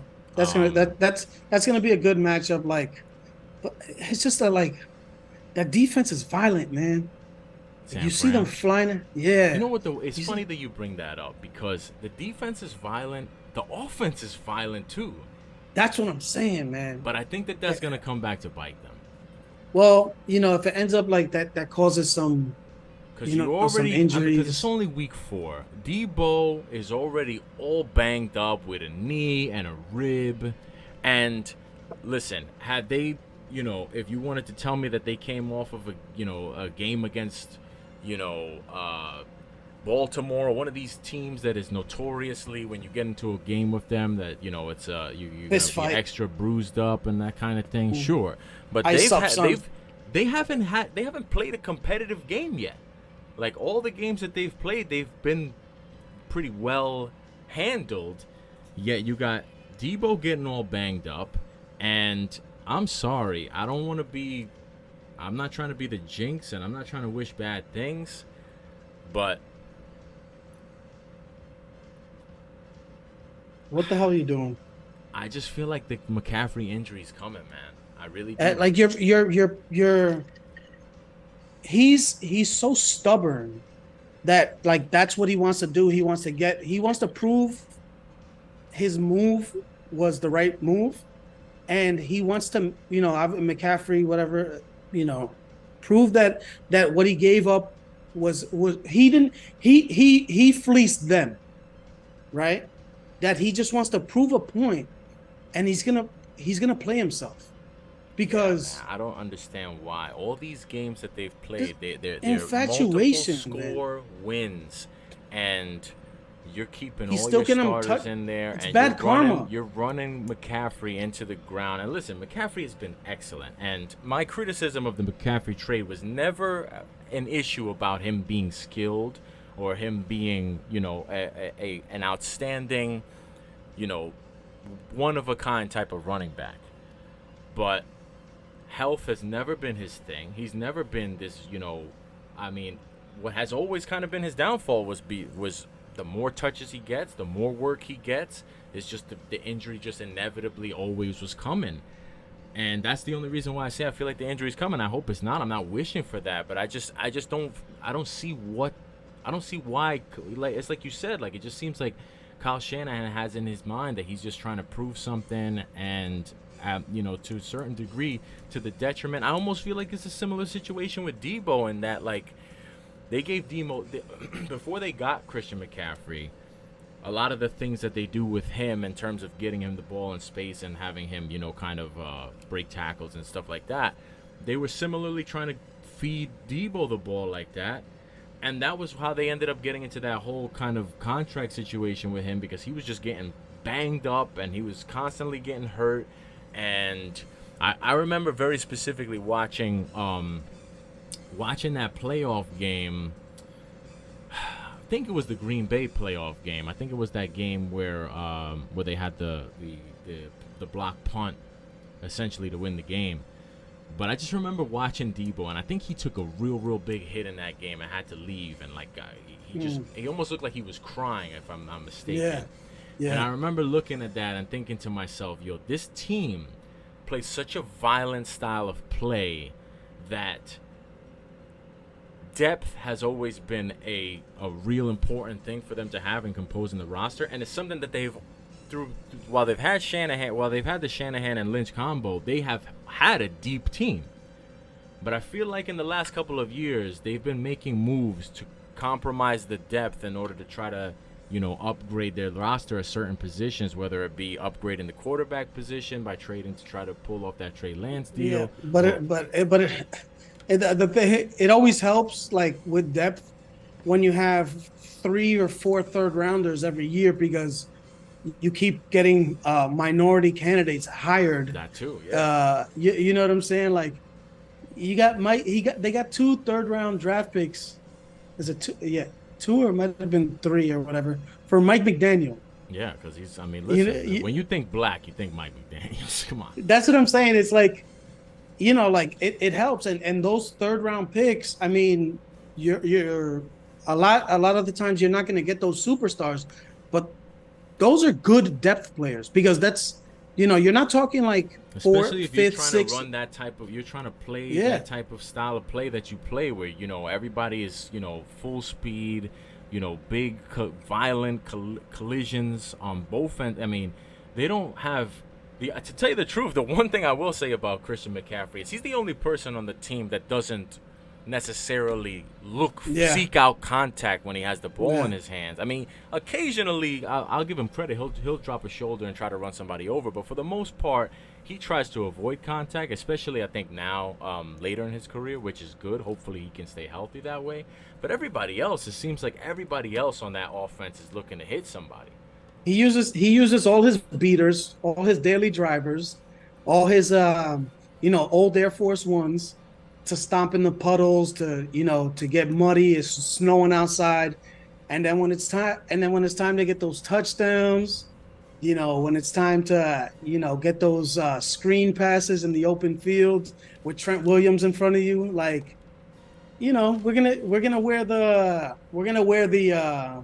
the Jordan ones, the off-white Jordan ones. Exactly. We're gonna use it. What I'm saying, we're gonna take the Ferrari. We're gonna take the Ferrari out on Sundays. It's like, it's almost like, oh yeah, Debo, oh, you got paid, but you don't want to play that way. Okay, then you don't get any touchdowns. Exactly. I know you're getting paid, but you're not, now you don't get to have any other touchdowns. What we're gonna do is between the 20s, you can have multiple car crashes. But then when it's time to actually, take it out for the stroll on Sunday afternoon, we're going to use the Ferrari. You know what I'm saying? And he's going to get all the glory. So it's like, it gives me weird vibes, but I don't know, man. He's playing a funny game, to where it's like, all right, man, he has 2 touchdowns. He has 3 touchdowns. You don't need to get him a 4th touchdown.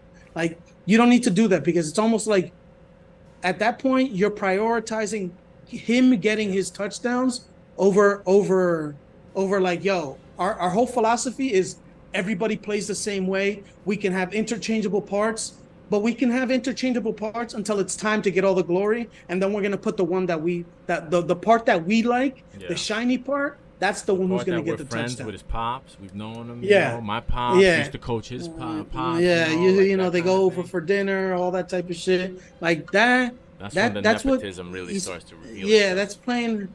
If it's only nepotism, that it's playing. He's playing a funny game, man. Speaking of funny games, there was a funny game Sunday night between What game is that? the New York Football Jets and the Kansas City Football Swifts.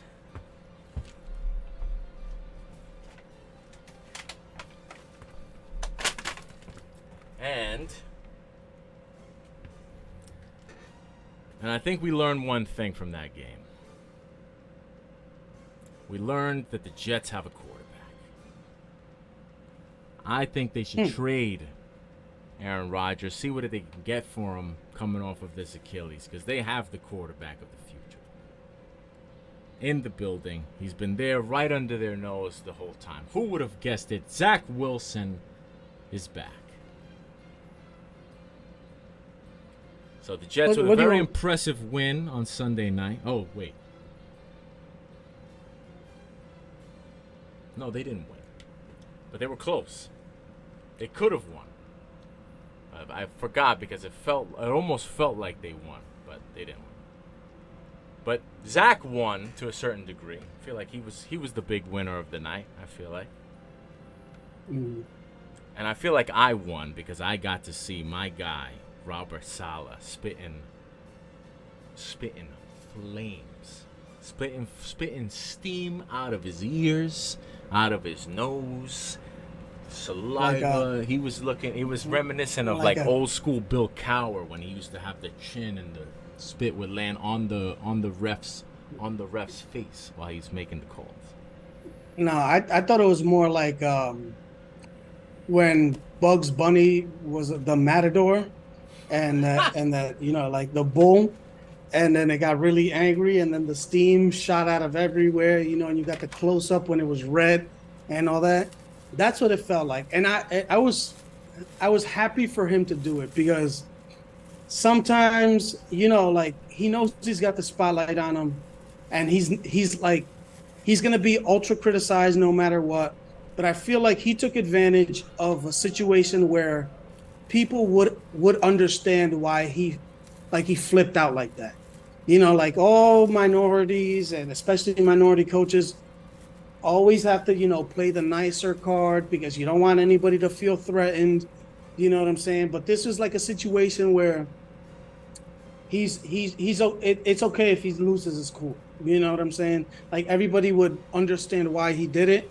I'm glad he did it because, this type of stuff happens a lot. And he needs to like just bring attention to it. You know what I'm saying? Like even if he doesn't say anything about it, like he said, he said on the Michael K show, he's in enough trouble already. Just make a show out of it. You know what I'm saying? Like it's almost like when a manager gets ejected, they're not going to get anything done. They're not getting anything out of it. But you know what? You should make an example, like show up the umpire, show up the referees a little bit, just so they know they didn't get away with it.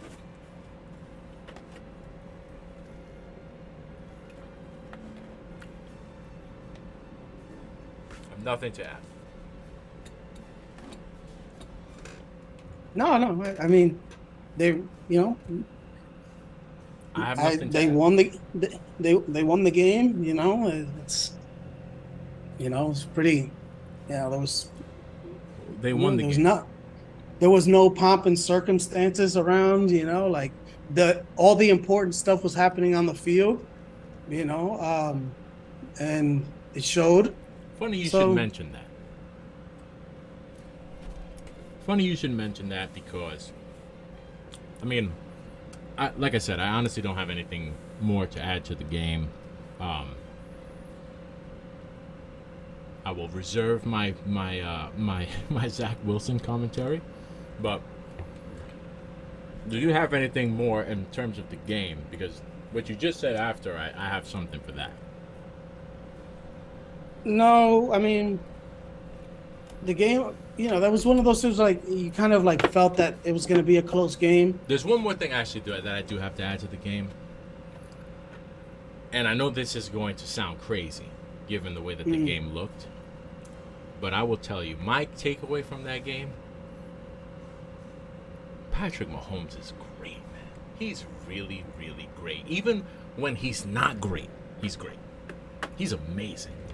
Like, not even necessarily the playmaking, but just I was watching that game and I'm watching him play poorly in the first and second half. But it was just like the idea that he still found a way to win that game is amazing to me, because the Chiefs really didn't have any business winning that game. I mean, they went up early, obviously. Like I said, I wasn't watching that portion of the game. I watched the second half. But just watching the second half, they didn't have any business winning that game. And had Zach Wilson not fumbled the ball, they probably don't win that game. But the idea that, man, in an NFL Sunday where I'm watching all these quarterbacks find all kinds of different ways to lose games when they're playing well, the fact that he finds a way to win a game against a tough team in a tough environment when he's playing like dog shit, that's, to me, I was watching that and I was like, that's what makes him special, is that his team, like, so many times I'm watching NFL games and dudes be losing games that they should have won, where he's doing shit to win games that they have no business winning. He's Patrick Mahomes, man. He's great. He's the GOAT right now. And when he gets extra help, even better. But So now, speaking of GOATs, I have an issue. And I'm gonna ask some questions first, just so that I make sure that I am properly positioned in my issue. Okay. Has Travis Kelce attacked Aaron Rodgers in a way that I don't know about, specifically regarding vaccines or anything like that? No, I saw that, but I don't get it, because it seems like they were chummy, like, during the game. Kelce and Rodgers. Yeah. So I don't know. Maybe he just makes fun of him for that. It's like maybe they're Hold on. friendlier than that. I don't. Hold on. All right. Hold on. The reason why I ask if there's some type of beef is because, like you said, I guess you know what I'm alluding to. Mm-hmm. Aaron Rodgers on Pat McAfee referring to Travis Kelce as Mr. Pfizer. Shut the fuck up, Aaron Rodgers. I'm sick of this motherfucker. I've tried to be chill. I've tried to, like I said from the beginning when it came to his whole vaccination, immunized situation, I've never had an issue with people not taking the vaccine. That's their choice. I've never taken issue with that. But the idea that this guy cried so much about how unfairly he was treated and all this shit, and now he can't let it go, bro. Let it go. That shit is over. Ain't nobody talking about vaccines. Nobody has brought up, to my knowledge, if I'm wrong, please correct me. But as far as I have not heard Aaron Rodgers and his decision to get vaccinated or not get vaccinated be mentioned in the last 2 years. In fact, not only have I not heard it be mentioned, I heard him mentioned a whole fucking lot all summer long There was this whole big build-up. It was a big celebration. He's coming to the Jets. He's doing all the right things. The media was in love with Aaron Rodgers all summer long. So he needs to stop it with this whole he's the media victim. Let it go, bro. You're the only one that's still talking about this shit between going to the U.S. Open with the Djokovic shit, which I was willing to not even make a big deal about because I'm figuring, okay, this was somebody who he was aligned with, and maybe he feels some sort of kinship with him, having been, a few of the select athletes of high profile who kind of underwent a lot of media scrutiny for their whole vaccination decisions. So maybe he feels a connection with Djokovic. He probably hasn't seen him because he wasn't allowed in the country. So maybe this is the first time you're seeing him U.S. Open, even though it's super, super delayed and way late to be still bringing this shit up. I was like, and okay, also, you're making and also maybe because like he feels like he was wronged as well. Like he could have maybe also had your guy. Yeah, that's what I'm saying. Maybe he hadn't seen him since all they went through their own trials and tribulations. This is the first time he's seeing him, and so that's why I was willing to not look at it as he's being a little bitch. I was like, okay, maybe it's just in fun and like I said, this is his guy. They share that connection, and he has not been able to physically in presence be able to support him. And this is the first time. So, okay, U.S. Open, it's way, way late. Nobody's talking about vaccines anymore. He's the only one. But I'll let it slide. Maybe this is the first time he's seeing Djokovic, special occasion. The fact that this motherfucker is calling Travis Kelce Mr. Pfizer, still, grow up, man. Let it go. You sound like a little fucking bitch. I'm sick of this dude, man. Like, I'm sorry. I cannot root for this guy if he's still the same guy who's crying and making these sassy ass comments about how the media is treating him so unfairly. Bro, the media was slurping this dude for the last fucking 4 months, and he's bringing this shit back up. Nah, get the fuck out of here, man. Done with this guy. Like, I'm sorry, I wanted to root for him and the Jets to be successful this year. I was excited for my guy Garrett Wilson to have a quarterback who can really help him shine.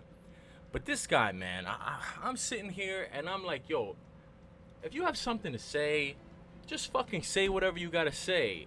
And that's why I asked if Kelce said something about him and he's shooting back. But even if they're chummy, even if this is a thing between the two of them, that's fine.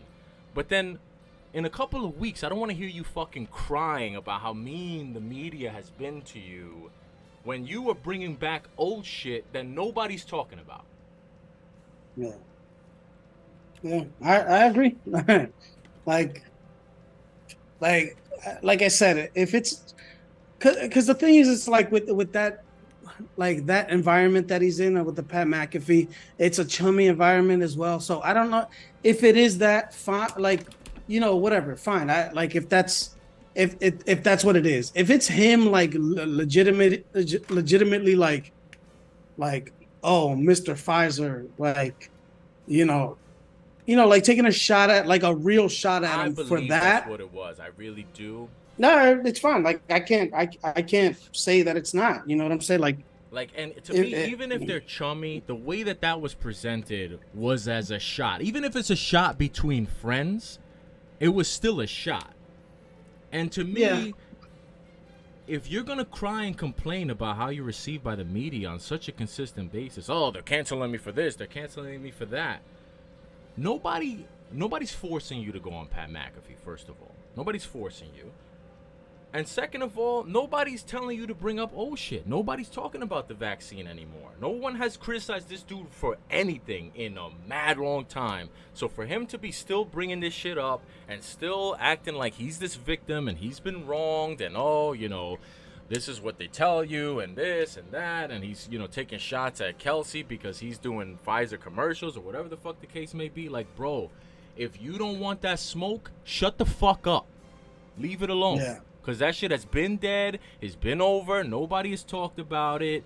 Nobody has brought it up. You have been treated with the utmost generosity and fairness since you arrived in New York. And even like for the most part, the right things.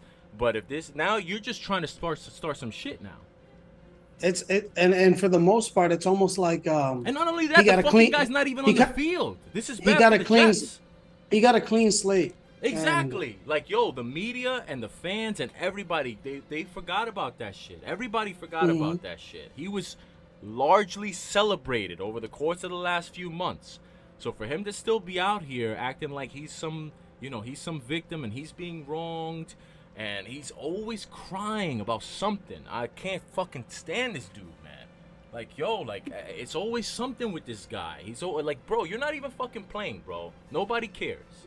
Nobody cares if you're vaccinated, not vaccinated. I don't understand why you're taking shots at Travis Kelce for whatever his vaccine situation may or may not be. Nobody's talking about that. That shit is long over with. And to yeah, me, I just feel like, yo, you're acting like a little bitch, bro. Like, you're clearly just still fucking sensitive and fucking, you're all up in your feelings and butthurt because, you didn't like the way that you were treated or you were received after you lied. This is your own doing. And you didn't like it, and you got all sensitive, and you got scared, and you didn't want to be canceled, and your image took a hit, and this and that. But bro, guess what? It's over. You're back. There's no reason to keep this shit going and keep the fucking crying and complaining going. You're not even on the yeah, field, bro. Shut the fuck up. yeah. No, enough already. Like what's the point of it? Like Yeah, I don't know, man. That the shit's shit got is me over. aggravated because I'm like, The yo, shit I is forgot over. about this shit. I'm not even Yeah, thinking about this. Like, why the are you shit is so still? over.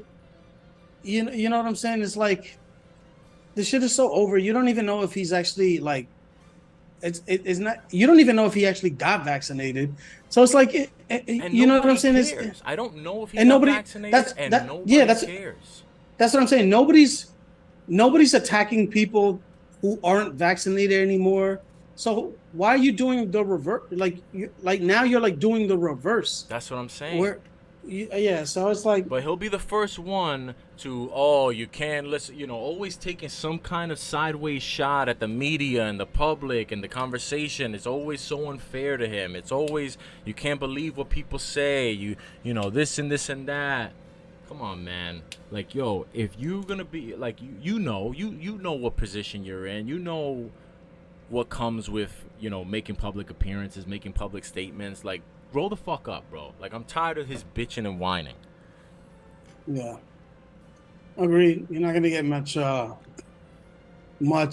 disagreement here. It's like That shit like this surprised is me, old. because I was This just is like, yo, old. why is this motherfucker bringing this shit up? And nobody was even talking. Yeah. Like, you could have fucking said whatever you wanted about Travis Kelce. And to be honest with you, people don't even know about. I'll bet most of the people who listen to Pat McAfee and who know Aaron Rodgers and Travis Kelce, it's very easy to follow football and know them and not know anything about Travis Kelce's vaccine fucking status or whether he is or isn't doing promotions and public service announcements for booster shots or whatever the fuck. Let him do what the fuck he wants to do. Mind your fucking business. Yeah, and but also enough. Kelsey's he's going a little bit. He might be jumping the shark as well. Like Kelce has jumped the shark for sure with this whole yeah, Swift situation, but yeah. So one thing doesn't have anything to do with the other. no, I know it's like that's just a spare thing, but enough of both. Enough of both of them. Yeah, I don't know. I mean, I just it makes me laugh how there's so many people getting so many, tough guy NFL fans are so all up in their feelings about how the NFL is covering the whole Swift Kelce relationship and how could they make her their Twitter header? Oh, what? This is such a disgrace. I'm sick of her just as much as I'm sick of people like that. Like I just don't know. Like stop making this but I am smart just enough like to enough understand with the this. way the business works. So Well, I understand yeah, that this Taylor Swift thing is gonna be here until it is no longer profitable and marketable, and that's what we have to live with. These fucking assholes crying and complaining. What is the marketing that they're getting out of that? But no, but I understand. But the thing is, it's almost like if it's like they did two things very differently on Sunday. They had Maybe looking that's why he for was salty. Maybe that's why he took they that shot at they Travis, because he wanted his return in the fucking luxury suites well, at yeah, MetLife you Stadium can't. to be the highlight, and he got fucking completely overshadowed and drowned out by Mr. Pfizer and Mrs. Swift.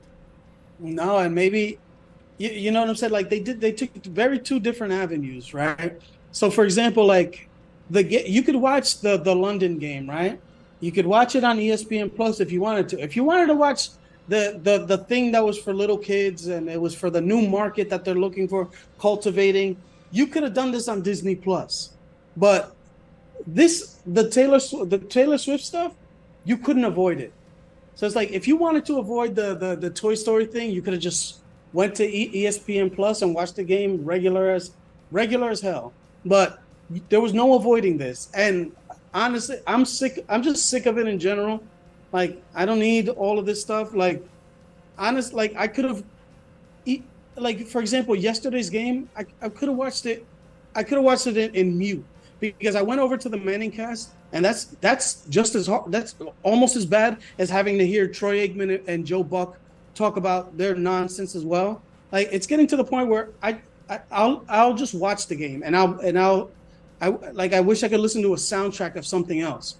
But it's like when you got to hear all this like corny jokes and like all these like puns and all this shit, that's the part. The part of this showing her and mentioning her, all that doesn't bother me. It's the other stuff like force feeding it, like, oh, I yeah, he looks like he twisted his ankle. Space, he said. Yeah, it looks like he twisted his ankle. Oh, but he's back in the game. I guess he was able to shake it off. Like, come on, man. Like, that's enough of that bullshit. I don't need that shit. Like, so I can understand people getting mad at it because there's no other. There wasn't like a separate Manning cast like type thing for that. I don't want to hear any of it. You know what I'm saying? Like, I want to watch the game. I want analysis on the game. That's all I want. Like, you know what I'm saying? Like, I don't need corny jokes. I don't need like Tony Romo. Like, I think I get all that. I'm done with all of that shit. I'm just as done with Tony Romo, and I'm just as done with Jim Nantz as I am with fucking Taylor Swift showing her like Mike Tirico, all of this shit. Al Michaels. I'm done with all of it, man. So I'd rather broadcast in general. I'm done with broadcast. I'm like these big star, like so you got star season study. tickets, you're gonna just go to the games. No, I don't know, man. So how are you gonna consume the games without the broadcast? No. What I'm saying is, give me a football, like a grunts, field noise. Give me that. That's what you want. I'll listen. I'll listen to that. I'll watch that. On-field sounds like the NFL films type shit. Yeah, that type shit. I don't want to hear corny jokes. If there was a I don't want to hear corny that jokes. Just had that type of shit. Yes. I don't want to hear corny jokes.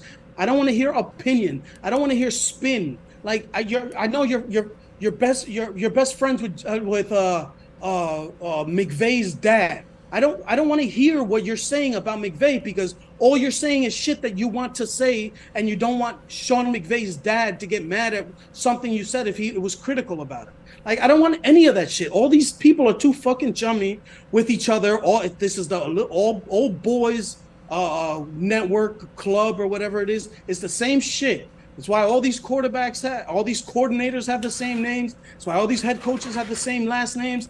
I'm done with it. I don't want to hear any of this shit.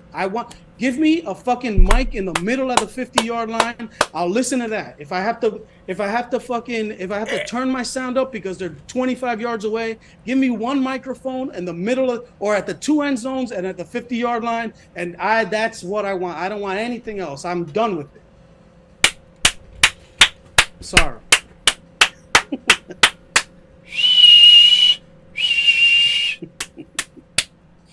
Preach.